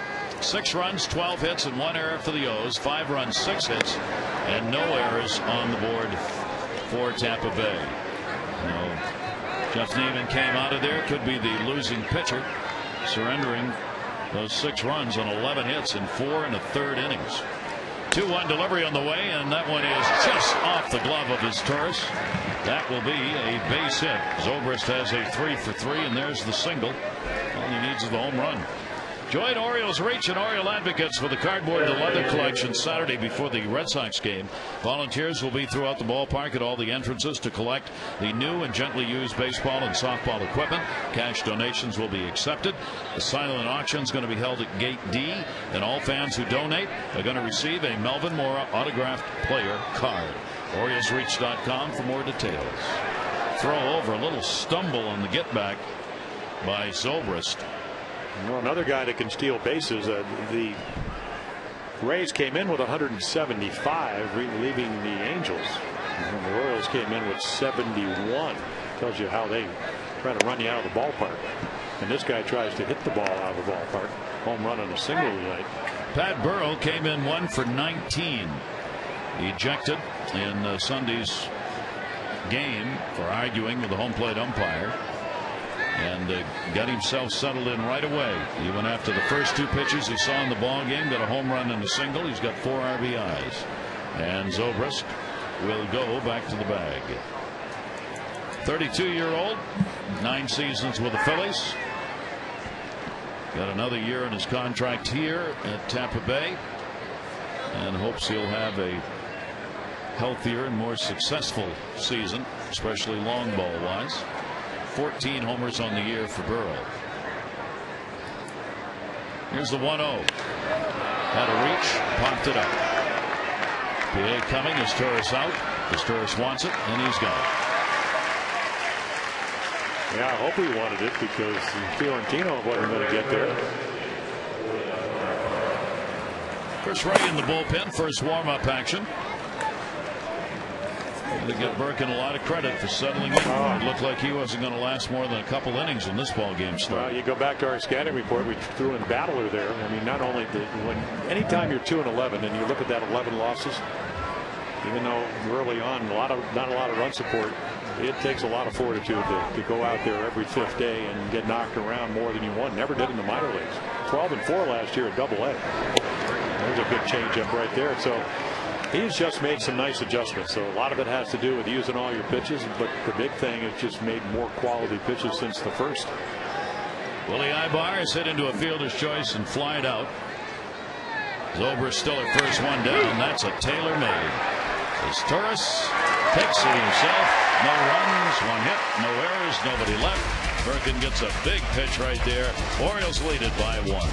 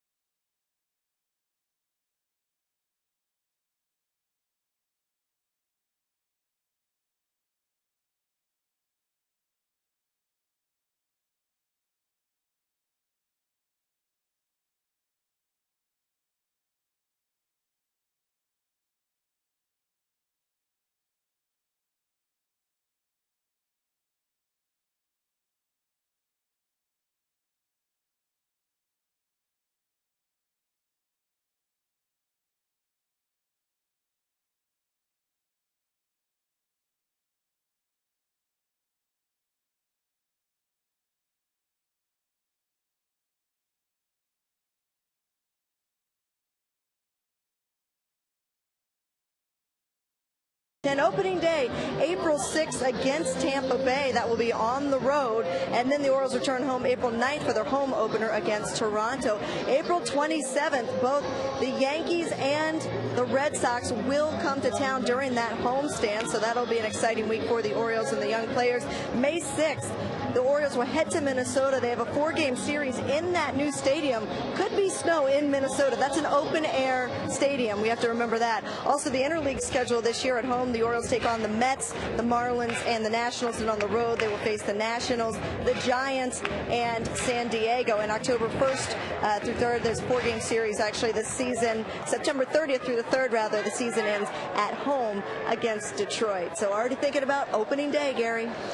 Schedule all around Major League Baseball put up. One of the other highlights, I thought, as you look at leadoff batter Fiorentino here in the 6th inning, the Orioles are going to have a homestand that's going to feature both the Yankees and the Mets back to back in June, as the Yankees will come in 8, 9, and 10 of June, and the Mets will be here 11, 12, and 13. So you get both of the New York teams here at Camden Yards. They can just come downtown Baltimore, camp out. Exactly. That will be interesting. 1-1 delivery, breaking ball. The two sets of New York fans coming to town at the same time. 2 ball, 1 strikeout. Fiorentino is single, grounded out, and struck out. He'll be followed by Roberts and Markakis. Lance Cormier on in relief. That fouled off Navarro. And a 2 ball, 2 strikeout. Cormier coming on to find the outs, giving up just 1 single, getting 2 outs in the 5th. Turning it over to the bullpen now, and all of a sudden Birkin's got a chance to win it, and Neiman could be the loser. See how the bullpens do here. I figure the Orioles will be getting there in maybe another inning. 2-2 delivery on the way, and Fiorentino takes it, and it will miss down low. 3-2. Well, the numbers favor Tampa Bay, but I'm not sure over the last couple. Well, yeah, who knows? I mean, both of these bullpens struggling over the last 2 weeks, especially. And the Orioles, through Dave Tremblay, given up 45 earned runs and 53 innings pitched over your last 53 innings pitched. And then we talked about all the blown saves for Tampa Bay. Another leadoff walk. This copyrighted telecast presented by authority of the Orioles may not be reproduced or retransmitted in any form, and the accounts and descriptions of this game may not be disseminated without the express written consent of the Orioles. Brian Roberts got the leadoff walk in the last inning and scored. It was the only walk surrendered by Jeff Neiman, and now the leadoff walk picked up by Fiorentino's on at first base. Roberts' perfect night: single, double, RBI, walk, and a run scored. Hitting in the 3-hole with Nick Markakis behind him. Man, don't think he paid attention to the at-bat that Felix Pie had last, and it's a lot of cut fastballs. There's a breaking ball that kind of hangs, or cutter. Nothing he's throwing is straight tonight. And just running that cutter in on your hands, which is fine if you get it in. Otherwise, Ryan's going to hit it right down that right field corner, as he does so many times this year. And they give him the right field corner, even though he's batting left-handed. The 0-1 delivery the other way. Brian, 1 of 5 to have crossed the plate 100 or more times. He scored 101 runs, tied with Derek Jeter. John Figgins, the leader, with 106. Johnny Damon, 102. 2 Yankees, 3 Yankees at the top, with Jeter right behind him. Figgins of the Angels, and then Damon, Jeter. Dustin Pedroia's in there. Brian Roberts. They've got Cano and Teixeira, the Yankees, doing that top 10 in runs scored. 0-2 count. Fiorentino off first. Roberts a chopper.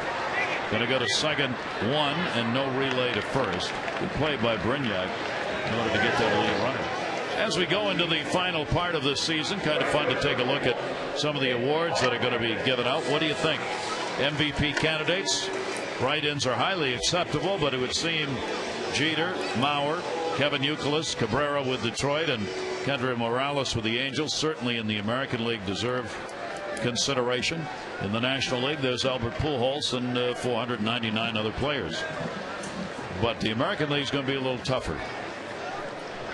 Yeah, it really is. Of course, Mauer, Morneau is going to miss the rest of the year. People were saying, well, you know, how did they win when he hit like 170 in August and September? He had a stress fracture in his back, so he's gone for the year. Creedy's gone for the year, so Maurer will be doing it by himself. He's trying to win a batting title. Well, you can do it if you walk, because why would you pitch to him? Yeah. He's hitting .371. Ichiro at .353 behind him. Markakis on the swing and quickly an 0-2 count. Schaus, who we saw last night, the lefty, and then Chad Brattenberg, the submariner who was traded to Tampa Bay last year. And here's another cut fastball. You don't see that much of this swing. Jim Hickey, the pitching coach with Tampa, must have worked with him, because that ball is just, it's Mariano Rivera type. Oh, block. Block right there. He just tripped. Well, I don't think Jim worked with him on that. Just lost his balance. Ryan Roberts will go down to second base as Cormier just stumbled. Well, you come to the set position, and he must have just, the foot must have come, either slipped or came over the pitching rubber, and well, maybe that front foot got down. I've never seen that. I don't very rarely ever see that. Try to dig out with that right foot so you can push off. 0-2 delivery. That's going to be up high to Markakis, so Nick gets a runner at second base now. Or maybe it's the long pins. I always wondered. I would think that would kind of bother you. Aren't they tied down though on the? I guess it's supposed to be tied down on the bottom. Tethered to the bottom of your spikes, to the top of your spikes, I guess. Virtually everybody wears those now. I just don't think they're that attractive. Do you get it caught under there? They are. Hickey's looking, saying, pretty good imitation, Jim. Even though he's a left-hander. He stumbled like that. He just did that. 1-2 strike count. Cormier's delivery. Markakis will fight it off to hold the count at a ball and 2 strikes. Talk about Brian and all the doubles, and should, because he leads it, but Nick's got 42 two-baggers and is ranked 6th in the league in doubles. That's a pretty good number. And Nick is the leading Orioles player in multi-hit games. He's got 50. That is 9th best in the American League. And remember, Rick Dempsey said 3 hits tonight, so maybe one time they'll be right. He's got to get a couple more. Down to third base, and Longoria's got it. Makes the long throw, and a nice stretch by Ibar. Longoria's made 2 phantasmagorical plays in third base in this one. The 13 errors on the year. I got to imagine they're on either plays that he ranges that most guys don't get to, or throwing, but he just makes them look routine. Ball hit sharply, but they play right down there. And again, a great read. And this is the longest throw a third baseman's going to make. Ibar digs it out. Big plays. Brian Roberts forced to stay at second base, now 2 down, and here's Melvin Mora. Mora's had a single, 1 for 3, and a run scored in the ballgame. Mora will foul that one back. RBI opportunity for Melvin. Gets set right there. Well, you got to load. Got to throw off that back foot. And on the ball in, of course, you play it off your front foot, just coming towards first base, but you better get loaded, because that's a long throw. And a decent runner. Here's the 0-1 delivery, and Mora inside out foul ball. 2 strike count, 2 down, a 6-5 Orioles lead. They've out hit Tampa Bay 12-7 in the ball game. Driving Tampa Bay's Rookie of the Year candidate Jeff Neiman out of the game, 4 1/3. That is not Neiman's shortest outing. He has had 1, 2, 3 outings where he 3 1/3, 3 2/3 earlier in the season. Here's the 0-2 delivery on the way. Mora will take the pitch from Cormier outside. Bullpen with Alberto Castillo.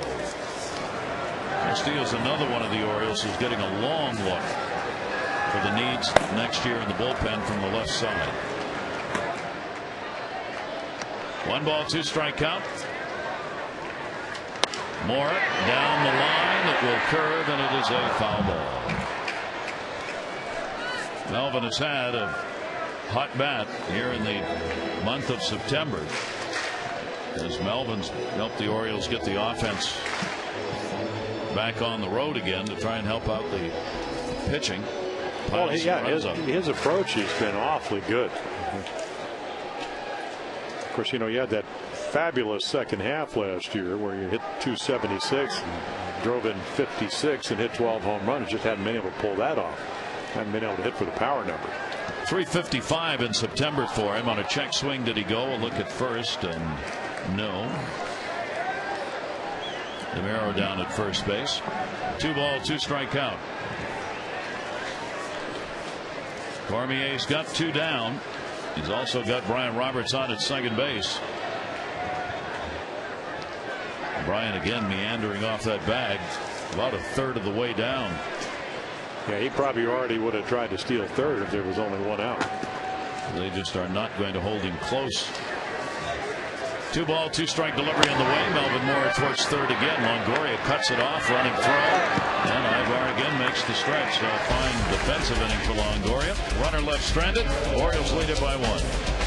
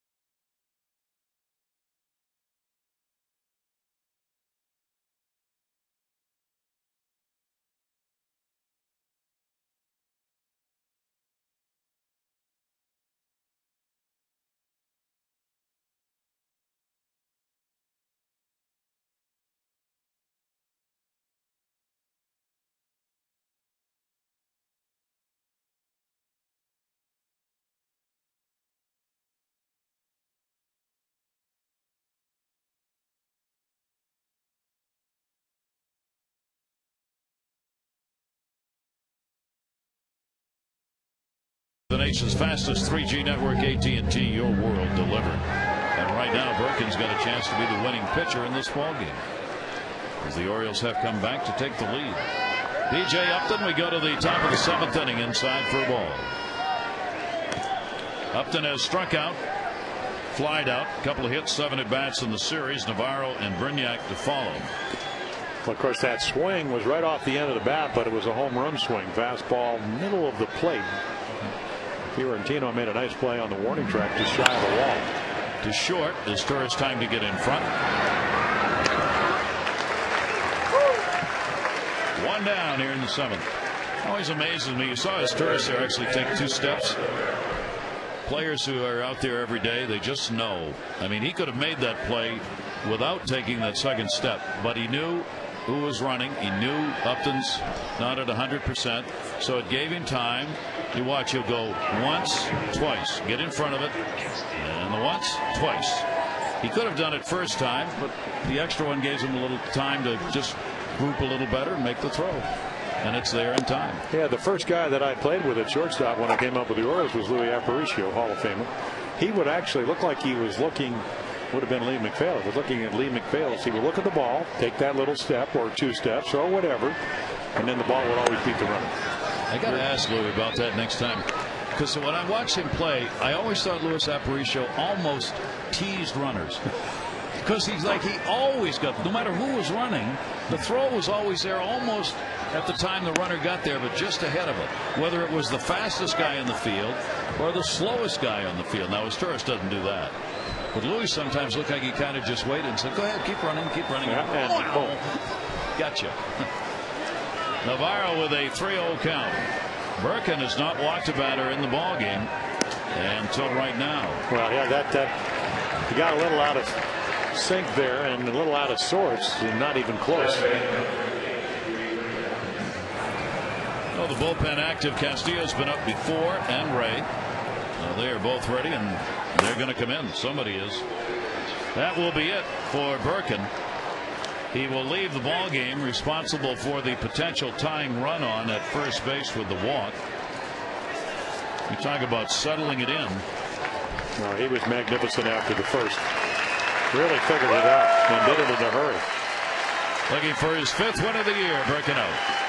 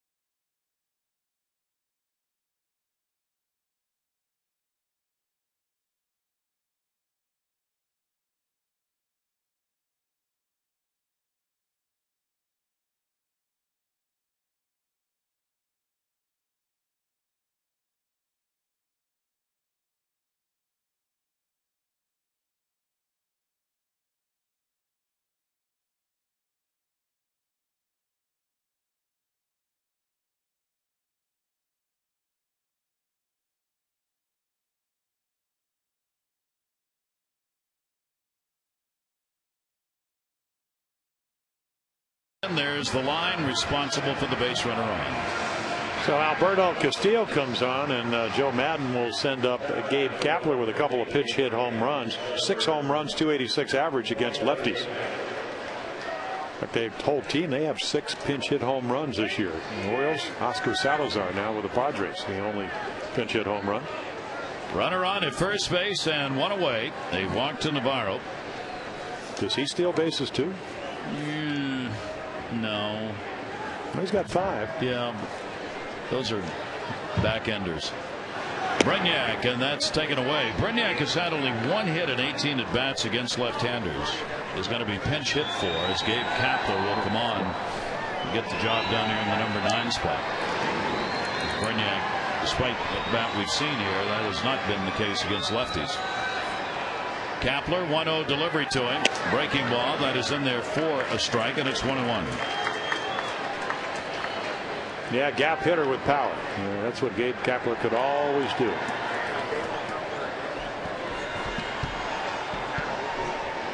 Tight ball game as the Orioles have battled back from a 5-run deficit to take the 6-5 lead. Navarro short lead at first base. 1-1 delivery. That one in the air to left field. Hit it hard. Way back near the wall. There's room, and he's got it. Fiorentino hauls it in. Navarro will scoot back to first base. Kapler close, but it's an out. Yeah, that'll take your breath away. Off the bat again. The ball looked like it was hit well, and it died. Doesn't happen too often. We talked about hot, humid air. Or not hot, but 75. They had a little bit of shower. Dave Tremblay going to come out. I'm going to try to match up here. So Castillo comes on to get the out against Kapler, and now Chris Ray will be coming out of the bullpen, going to the top of the order with Bartlett due up with a runner on and 2 down.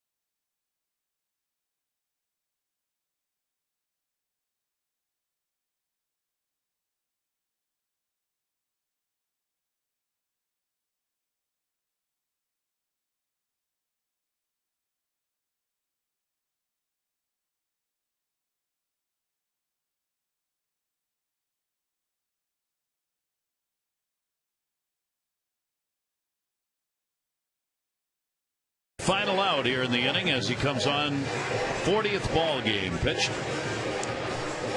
And he will face Jason Bartlett. Last night pitched very well. It's a little more meaningful because when he came in last night, the Orioles trailed by 4 runs. So this is a save situation in a sense, because that's what a setup men do with 1-run leads. Needs an out, very tough out. Bartlett has singled and scored 1 for 3 in the ball game. Bartlett 0 for 1 and the only official at bat he has against Chris Ray. Runner at first base, 2 down. And the slider will catch the outside corner for a strike. Castillo an inning, got the 1 out he was called upon to get. Now Ray being asked to get Bartlett here at the top of the order. Navarro's not lengthened the lead at all, but 2 away. This is on that one and a quick 0-2 count. Yeah, the 14 home runs, the 63 doubles, the 26 doubles, or excuse me, the 63 RBIs, and they're all career highs. And the one thing about Bartlett, good high ball hitter. So you get ahead, gonna miss down. Bartlett to short. This Torres up. Roberts at second. And Ray gets it done.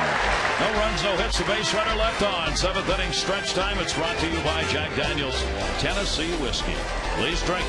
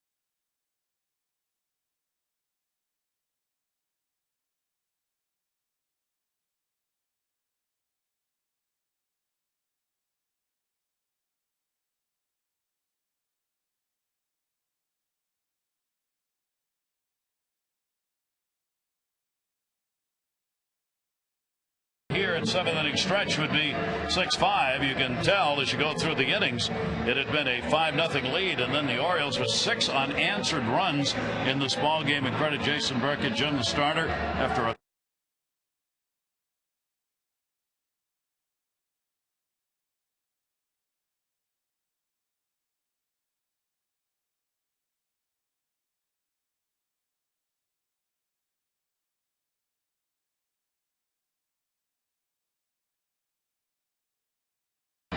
May not have the overwhelming stuff, but he's got good enough stuff if he makes good pitches to win at the big league level. And I got kind of reiterate what I said last night, Gary, is that I think this is a big series. Coming in, they had 8 games left. Tampa Bay, marvelous year last year, 61 wins to 97. The Orioles are a young ball club. They're looking to do maybe in the last 2 or 3 weeks, and then next year what Tampa Bay did next year. So this is a big 8 games to me, because this is a team that's in front of you. This is really the poster for what could happen. And credit Dave Tremblay with a lineup change that mattered. He looked at the numbers, saw that Brian Roberts had good numbers off Neiman, and moved him down to the number 3 spot. Brian only gets a half dozen chances a year to bat there, if that. Only the 4th time he's done it this season, and it paid off. He got on base, he got RBIs, he had people in front of him. That worked, and PA has played tremendous center field on a couple of big plays that maybe ignited the offense momentum-wise. Well, anytime you have a 1-run lead, to maintain that 1-run lead, your bullpen better pitch well, and we're going to see that over the next 2 innings, and then you better have good defense, and the Orioles got that tonight.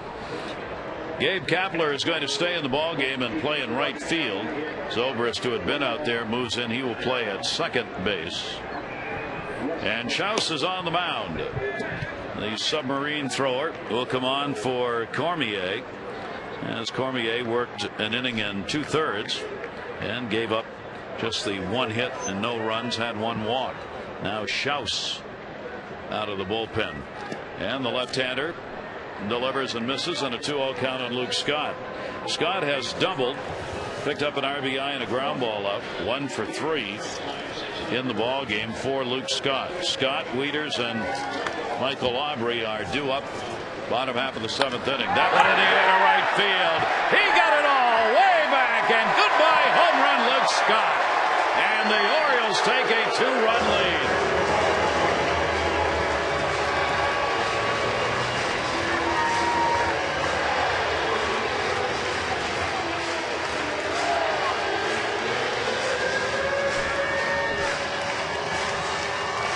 Well, when he hits them, they go. Only the third home run that Schaus has thrown. One of those guys at age 40 that comes in to get lefties, couldn't get Scott out as he just massages one deep to right field courtyard. Happy young fan. I don't know if he's as happy as Luke Scott, but it's close. Luke Scott really launched that one. That's what Scott's been looking for a while. And the Orioles get another run, and a big one, to increase their lead to 2. Matt Wieters, who's going for the game-winning RBI, will follow Scott. Wieters had the big hit that came in the 5th inning as he drove in the tying and the go-ahead run. And that will be taken outside for a ball. So Schaus a little reluctant to come back into the strike zone after giving up the home run to Luke Scott. Well, their general manager, Andrew Friedman, he's on the trip, and he said he's still talking about that home run to the opposite field that Matt Wieters hit down in Tampa Bay. Walked it. Because they thought they may end up signing Matt Wieters. He said, I don't know about the power. He said, but I learned about the power when I saw that swing. And as we mentioned, much more comfortable now that he's getting close to 300 bats at the major league level. It seems like the game is slowing down, which it has at every level. He might have even struggled in Little League, and I bet he figured it out the next year there. And there's Randy Choate. He's been struggling too. A lot of appearances, but lately it's the rest of his bullpen just struggling. Schaus has given up 5 home runs on the season, with the one in this ball game. And now we'll work to Aubrey with a runner on at first base and nobody out, 7th inning. The Orioles a 13-hit attack in this ball game. Schaus's pitch, that's stopped. What a play. Ibar 1, relay not in time to turn 2. Ibar diving to prevent a base hit off the bat of Michael Aubrey. Well, a guy that can play all over the infield, so because of Pena's broken fingers, pins in both of them on his left hand, he's out for the year. So what do? You hold the runner on and then you try to cover the hole. He does a great job of it. That'll get the out. Joe Madden will make his way out for the pitching change. Both of these managers are going to use the depth of the bullpen because of the expanded roster. And Russ Springer will come out of the bullpen. So Schaus got one out, but he gave up the big home run and is responsible for Aubrey, who's on at first.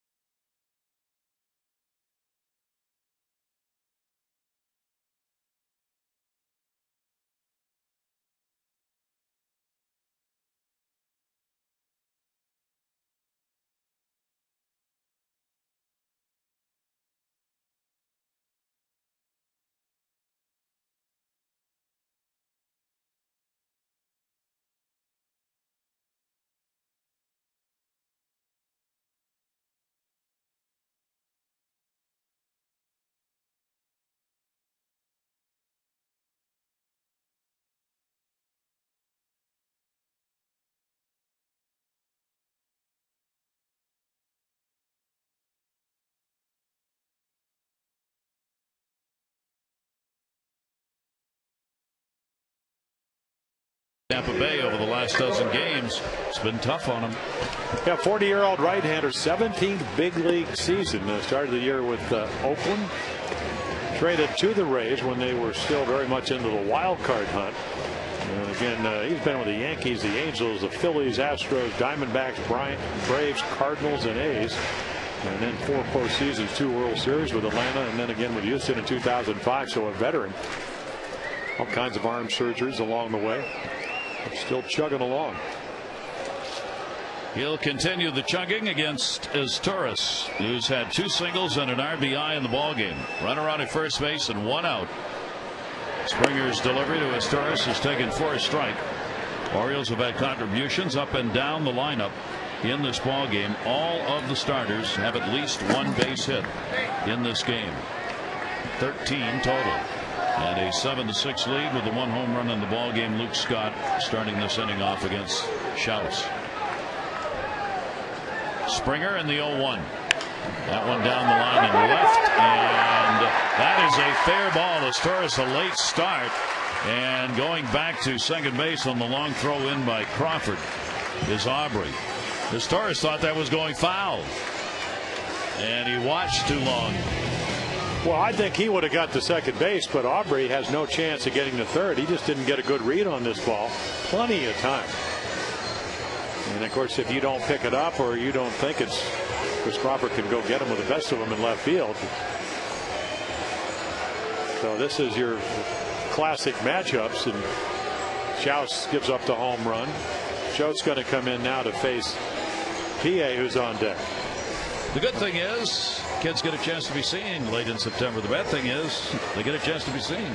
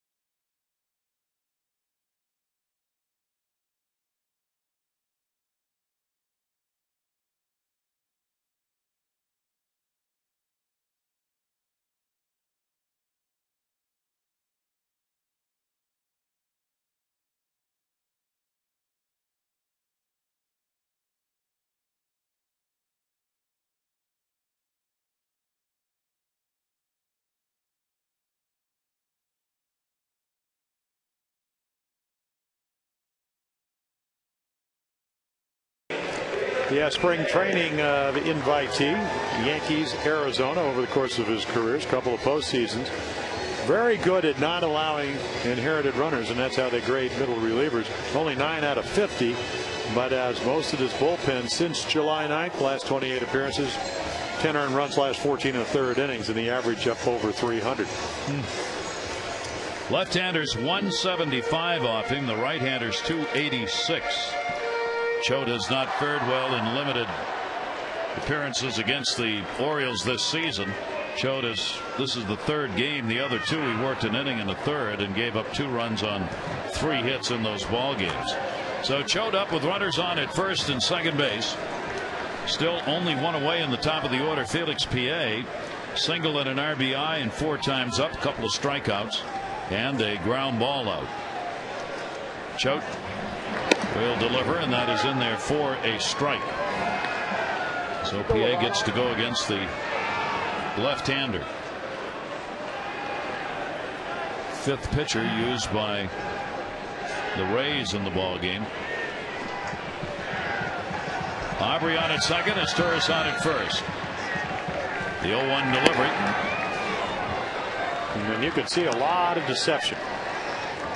Throws the front arm, waving it around and all that, and This 34-year-old left-hander last year broke his pitching hand, so he missed the first half of the year pitching down at AAA for Milwaukee. And we haven't even seen the breaking ball yet. You can see how hard it is to hit 2-11 for Felix when he gets down 0-2. 0-2 delivery on the way, and he reached for it and fouled it away. He hasn't had many at bats against left-handers, going 5 for 28 with 1 home run off the lefties. New baseball requested. 0-2 count, 1 out. Orioles looking for one of their dramatic comeback wins of the season, having been down 5-0 early in this ball game, and getting an opportunity now with the last 7 runs being scored by the Orioles to get a victory against Tampa Bay and even up the season series. 0-2. The A's hangs in. Yep, well, that's what he's been able to do. That's some great bats. Lance Cormier just kept running the ball in, cutting it in on his fist. Eventually he would get a cutter in and he would bounce out, but he's probably seen more pitchers than anybody else in the game tonight, I think. Yeah, Brian Roberts has seen a bunch, but Felix definitely #1 tonight. He had a 3-2 count. He fouled off 4 3-2 pitches in the last at bat before he grounded out. 0-2, runners off first and second base. Sidearmed outside, doing 1 and 2, refused to chase. Well, it would be nice to have a guy like Felix keep his average up and still hit some occasional home runs. Of course, when you start hitting home runs, you wonder if, and of course, it's easy to get enamored with them. It's fun to hit them. Kind of trot around the bases. Not that I hit that many, I only hit 3, but. Oh, yes. You remember it well, though. Well, I'll tell you what, the guys that threw them remember them. They should. 1-2 delivery, chopped down to first. That'll be a foul ball. Well, you know, one of the first home run I ever hit in the big leagues was against Jim Bouton. He came in relief, and Joe Girardi, I never heard it until like 25 years later when I was doing the Bob Costas radio show, and they actually had Joe Girardi doing the radio play-by-play, and you know, Pepperone creeping in at first, Boyer creeping in at third. Here's the pitch to Jim Palmer, 19-year-old Jim Palmer. High drive to right field. Jim Palmer has just homered over the right center field fence. Boyer was so close to third, expecting the bunt. If Palmer had pulled that ball, they would have had to pick him up with a spatula. Joe Garagiola, that was my first home run. Swung on and missed. He gets PA. Then you force Bouton to have to write a book later on because he was so traumatized by the whole affair. Well, that, and then Dave Moorhead with a second home run. They released him. They sent him out the next day. So just think of the careers you've ruined by hitting the long ball. 2 down. Fiorentino coming up. Runners on at first and second, and they are important runs out there in a 7-5 ball game with the Orioles batting here in the 7th inning. A run in on the home run by Luke Scott that started the inning off. Here's the delivery, and that'll be foul back for strike 1. Right back here tomorrow night, game 3. Chris Tillman 2-3 and Andy Sonnenstein 6-9. It's been a real struggle for Sonnenstein. Mark Hendrickson is going to be giving the start with Brian Mattis shut down. Hendrickson, the left-hander, will pitch on Thursday against Wade Davis. 2 more night games against Tampa Bay tomorrow and Thursday nights.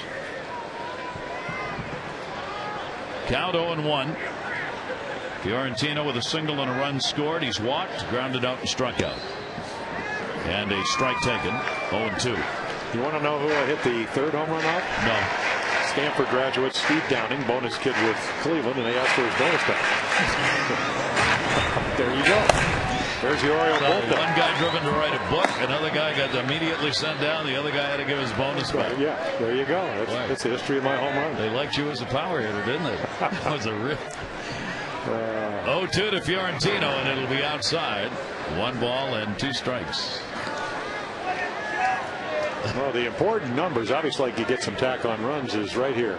7, Tampa Bay 5. You need 6 outs before they get 2 more runs, and if you get a couple of more, it'll make it even easier for the bullpen, or less difficult, I suppose. Almost. I don't know why I was thinking about this the other night. Show you I don't have very much to think about. I don't like tack on runs anymore. 1-2 delivery is swung on and missed. The ball game's 9 innings, and every run in it matters as much as the ones the first or the 9th. And tack on would seem to indicate they're kind of transcendental things. Well, they're not. Scott.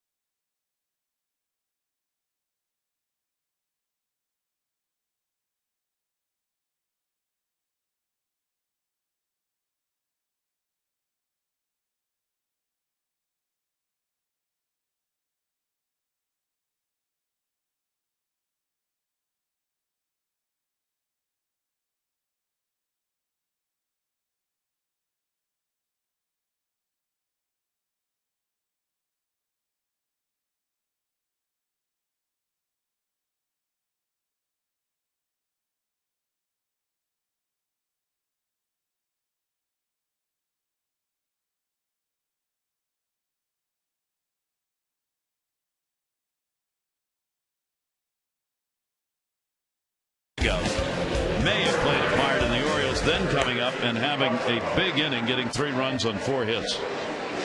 So Danny Baez comes in, last pitched on Saturday afternoon, very effective, had his command. It's never about velocity, it's about trying to keep that sinker down in the strike zone.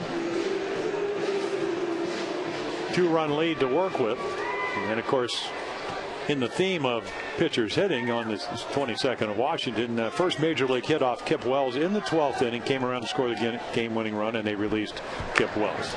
Not the next day, but eventually. Soon enough. Soon enough. It was clear what had happened. So there you go. The theme continues. Yes. Here's Kyle Crawford. You don't want him on to start any inning out. Crawford has had an 0 for 3 in the ballgame, did reach on an error. 3 for 8 in the first 2 games of this series. Baez delivers to him, and it's swung out and missed, and he had that one sinking. A great splitter right there. Bottom drops out of it. Crawford has had good numbers against Baez. He's 7 for 16. The 0-2 delivery to him. That one a little too low, and a 1-ball 2-strike count. So Schaus worked third of an inning, gave up the home run, the 1 hit and a walk.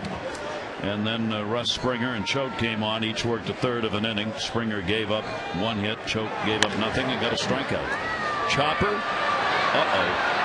Just foul. Yeah, if it doesn't go foul, it's a base hit. Of course, Kyle Crawford, a teammate of Danny Baez when he was the closer for Tampa Bay, 30 and 41 saves back in 2004 and 2005.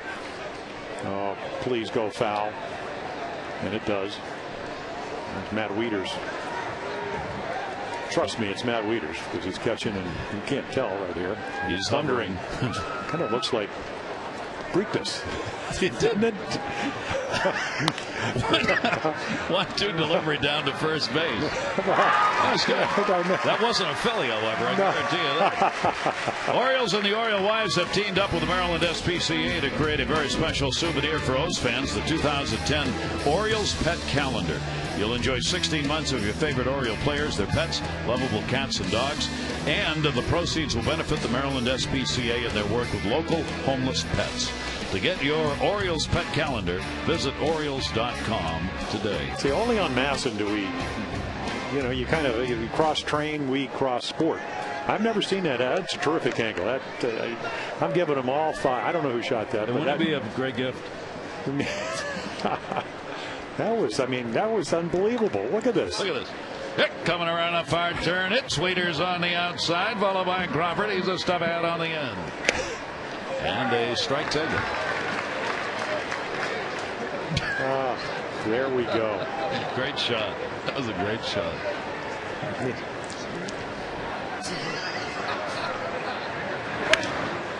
That's right. You come. Well, if you come on Friday night, you get what, the can koozie.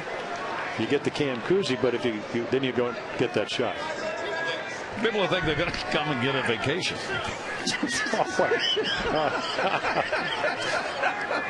And that is not the can koozie. Yeah, bring your passport. Oh, no. The elbow. Yeah, that brings the tie and run to the plate. You never want to do that. 0-2. Andy Baez down, not in. I think he wears one of those protective devices. He does. It's still going to hurt. Nowhere to go. That ball bearing in so hard, so fast. You talked about Brooks Robinson, who will be here on Friday to give Melvin Moore an award. Brooks used to always talk about how difficult it is to hit with 2 strikes. Zobrist puts a silo shot up to second base. And it'll be handled easily by Brian Roberts. Big out right there. Well, he was in an opportunity to hit for the cycle. And if home runs counted in the silo, he got one. That was straight up with a home run swing. Fastball hitter got one and just missed it. He didn't bother to wait. He came up looking for a fastball, and that's exactly what he got. So a big out for Baez now with the runner on, Longoria at first base. That'll bring up Pat Burrell. Burrell delivered a home run, his 14th in the first inning, and an RBI single in the third. He's had a 4 RBI ball game. Another great high ball hitter out over the plate. Burrell will take it down low. So you can't do anything. 94 with great late life. And when Danny Baez figures out how to get his arm out in front, that's what the ball does. It's one of those long armors. I mean, it's kind of really big extension behind it. So figure out how you get over your front side. Oh, and delivery is chopped to short as Torres has got it to Roberts. They get the force out, and that will do it. Good inning for Baez. This is what you missed if you did not go to the Preakness. We wanted to relive it with you here.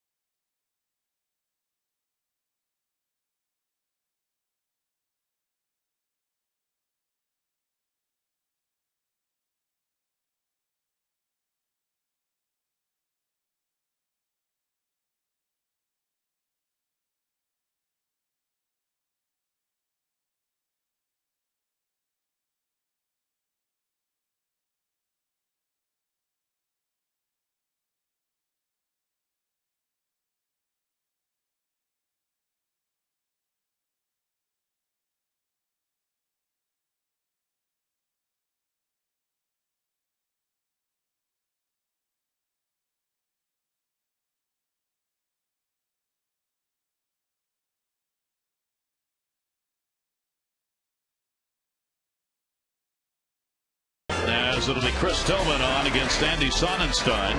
Our coverage on MASN 2 begins at 6:30 with those extra presented by AT&T, followed by game coverage at 7. All the access you need right here on MASN. Well, there they are. Sonnenstein, not a powerful guy. And this year, a lot of home runs, a lot of balls up. And then Chris Tillman coming off his first experience up at Yankee Stadium. A-Rod with a home run, and then he settled down, end up being on the good side of a 10-4 victory Friday night in the rain and the wind and the rain delays, etc. up in New York. Bottom half of the 8th. 7-5 ball game. The Orioles on top.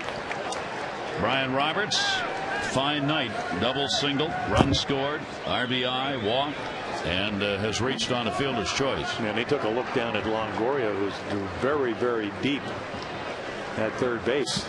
Joe stays on in relief here, and Longoria didn't move in very much. Well, you know what he does? He plays third base like Greg Nettles used to play, where he gives you the illusion. You walk up to the plate, you look down there, but Greg used to 2, 3, 4 steps and come in. You know, Brooks Robinson always would kind of have that little 1.5 step. Yeah. Punch that one the other way for the base hit. Brian Roberts with a 3-hit ball game, and on again, leading off the 8th. See, that was my player of the game.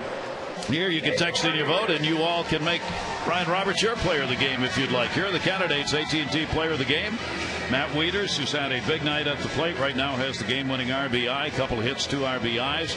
Brian Roberts has got a 3-hit ball game going, and Luke Scott, who delivered the home run, also has a double. He's got a couple of RBIs. Text in your vote to A, B, or C, 518-62. So Dempsey took Markakis. He has a base hit. It's not over yet. Hunter took Scott with a double and a home run, and I get to never tell him before the game, watch the game, and then decide that I want my guy Brian Roberts on base 4 times. Well, I think that's the only way to do it. I took Wieters right after he got the 2 RBI single. Did you really? Yeah, I did. Picked him right up. Yeah, my second guy was Burkin because I knew he was going to struggle early, but then he was going to settle down. 1-0 delivery and a strike on the outside corner. At least we're so obvious that you know it's not true. There's no way. Well, hindsight should be 20/20. And yes, if we can't get that, we're in deep trouble. A 1-ball, 1-strike count on Nick Markakis. Markakis an RBI and a ground ball, then singled in the 5th and scored. He's been denied another hit tonight in a fine play that was made by Longoria against him his last time up. Bullpen active both sides. Jim Johnson, a lot of pitchers up and used in this ball game. Yeah, Jimmy's struggling over his last couple of starts, so we don't need any tack on runs. We just need some runs. Exactly. Always. Here's the 1-2 delivery on the way, and the pitch is taken down low. 2-ball, 2-strike count. You made that very clear last night. I just don't. I wonder where the term tack on runs came from. I wonder where it came Because no runs aren't tacky. No runs ever. No. Tacky. No. Runs matter. It doesn't fit anything that I know of. I'm sure a fan will let us know about that, or we'll have to go check that encyclopedia of terms. A couple of those are out there that you can get to online. 2-2 delivery on the way. That's foul back. I've been still trying to figure out how they got the term in golf, bunkers. Bunkers. I mean, I know that golf started in Scotland, and maybe they were. It's a war term. Yeah, well, that's to be in a bunker, which is a hole, right? Which kind of. But golf wasn't golf obviously wasn't before wars, but. That's there's a historical point that I had not thought about. Play to second, and they will get the force out. Well, deductive reasoning. I mean, we're trying to go there. There hadn't been a war, there wouldn't have been golf. No, I'm saying wars happen way before they play golf. Oh, yes. I thought that was the point. Roberts taken out on the fielder's choice play. Joe Madden is on his way out. If he didn't get his exercise during the day, he certainly is getting it here tonight, as he will make another.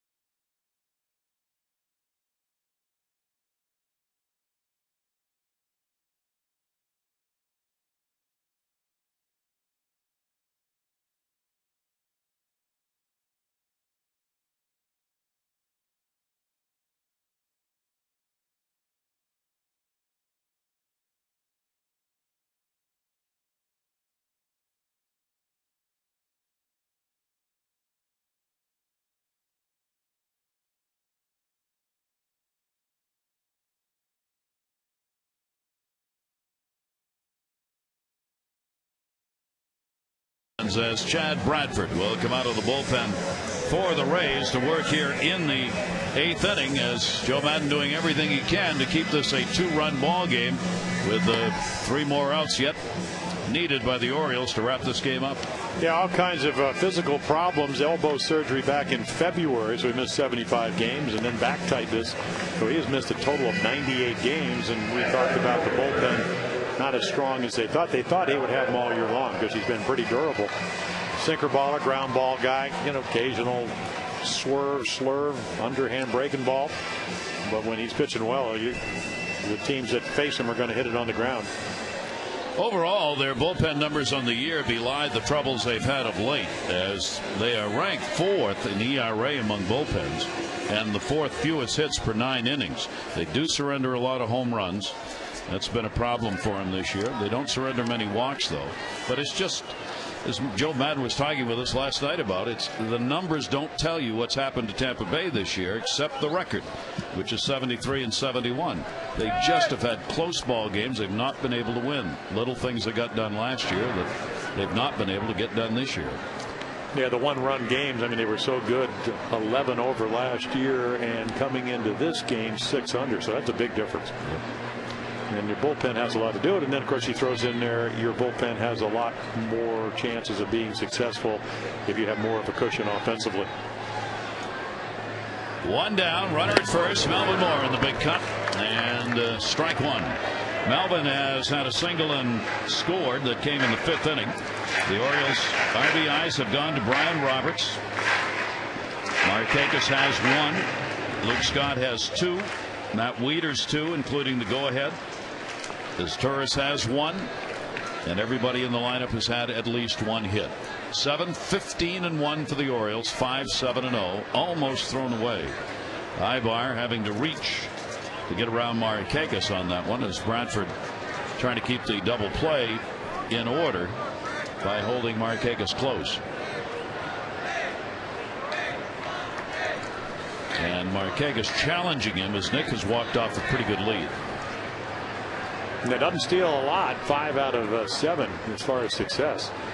And a book of interest to me, of course, was Moneyball when it came out, and Chad Bradford in a very, very interesting chapter about how he came up and couldn't make the baseball team until his coach told him. Ricochets off his leg. The throw will still get Mora. A pinball back to the mound off Chad Bradford. Kick save right there. So he gets the ground ball, but it's going right up the middle, and then it just inadvertently hits his left toe. He just reaches over, submarines it right off that left foot, finds it, pounces on it.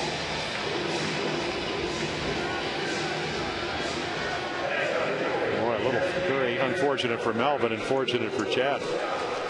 But his high school coach said, you're going to have to stop throwing overhand because it's not going to do it. Dropped his arm angle. Used to throw between the bushes off the side of the house. And then he was signed by the White Sox, and Billy Beane, who was in Oakland, said, you know what does this guy do that other people don't? What does this guy do that other people doesn't do? And that's throw ground balls. And that's how he went to the Oakland organization. And eventually the Mets, and then the Orioles. Slower and slowest, mostly on Chad's pitches. But he keeps the ball down. Hitters tend to top it, and the ground balls result. 2 down, Luke Scott. Luke with a home run, his 22nd. He launched that one in the 7th inning. He also had an RBI and a ground ball out in the 5th. He's had a double and was stranded earlier in the ball game. A big comeback by the Orioles to have 7 unanswered runs after trailing by a score of 5-0 in the ball game, and a chance for another right here. Markakis went down to second on that ground ball out. And Bradford will miss with that outside, and the count will go to 2-0. Yeah, historically, he has more trouble with lefties. And this year, of course, again, it's because of the injuries, not a lot of. But their lefties are 3 for 3. Righties are also hitting very well at .419. So, again, not the year they expected from Chad Bradford. He's been much more consistent, but the injuries have taken their toll. 2-0 count. And the pitch is going to miss inside, and the count goes to 3-0. This is open with 2 down. Yeah, you wonder if Dave Tremblay will give him the green light. Already double home run, but Matt Wieters hitting so well right behind him. There are some guys that can hit 3-0, and some can't.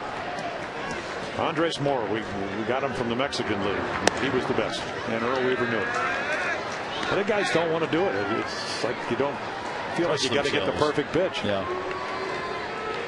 You really have to be zoned in, know exactly what you want, and be able to control the bat, and don't chase anything else, even if you think it's a strike. It's kind of the way you want to hit till you get the 2 strikes anyway. Really. 3 ball, 1 strike delivery on the way, and up and in. So Bradford will surrender the walk. That will put runners on at first and second base for Matt Wieters.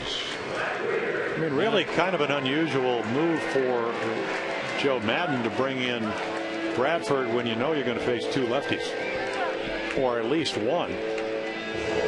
Robert Andino will come out and be the pinch runner for Luke Scott. They swap off in the DH position. Matt Wieters has hit the ball hard tonight and effectively. A double, a single, 2 RBIs, a run scored. Drew a walk his last time up after he had struck out his first time up. But in the middle, has sandwiched some good at bats. Jeff Neiman, a long time ago, the much talked about rookie, left the ball game. 4 1/3 innings, 6 runs, 11 hits. The most hits any team has off him this year. He could be the loser. Jason Berkin's got a chance to be the winner because he gutted it out.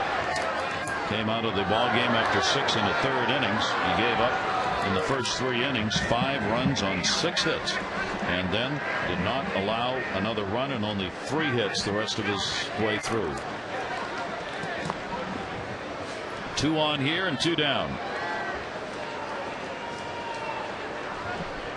Here's the 1-1 by Bradford, and he got that one. What a night for Wieters! Way back and goodbye, home run. A 3 RBI shot from Matt Wieters, who has been on the ball tonight.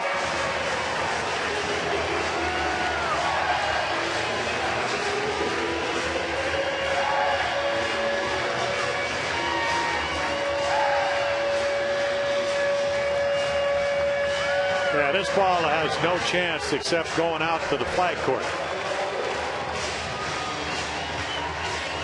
So Bradford did usually, when he's healthy, throws about 1 home run, if that, a year. And he's not healthy. His velocity down, and Wieters all over it.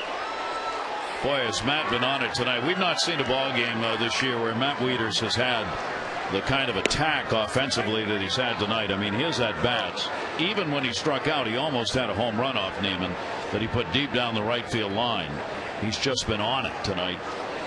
And Wieters, 5 RBI night, a career high, and a pretty good chance he's going to have the game winner. Michael Aubrey puts that one out to center field. Upton is there to put it away, but the damage done as the Orioles come away with 3 runs in the bottom half of the 8th inning.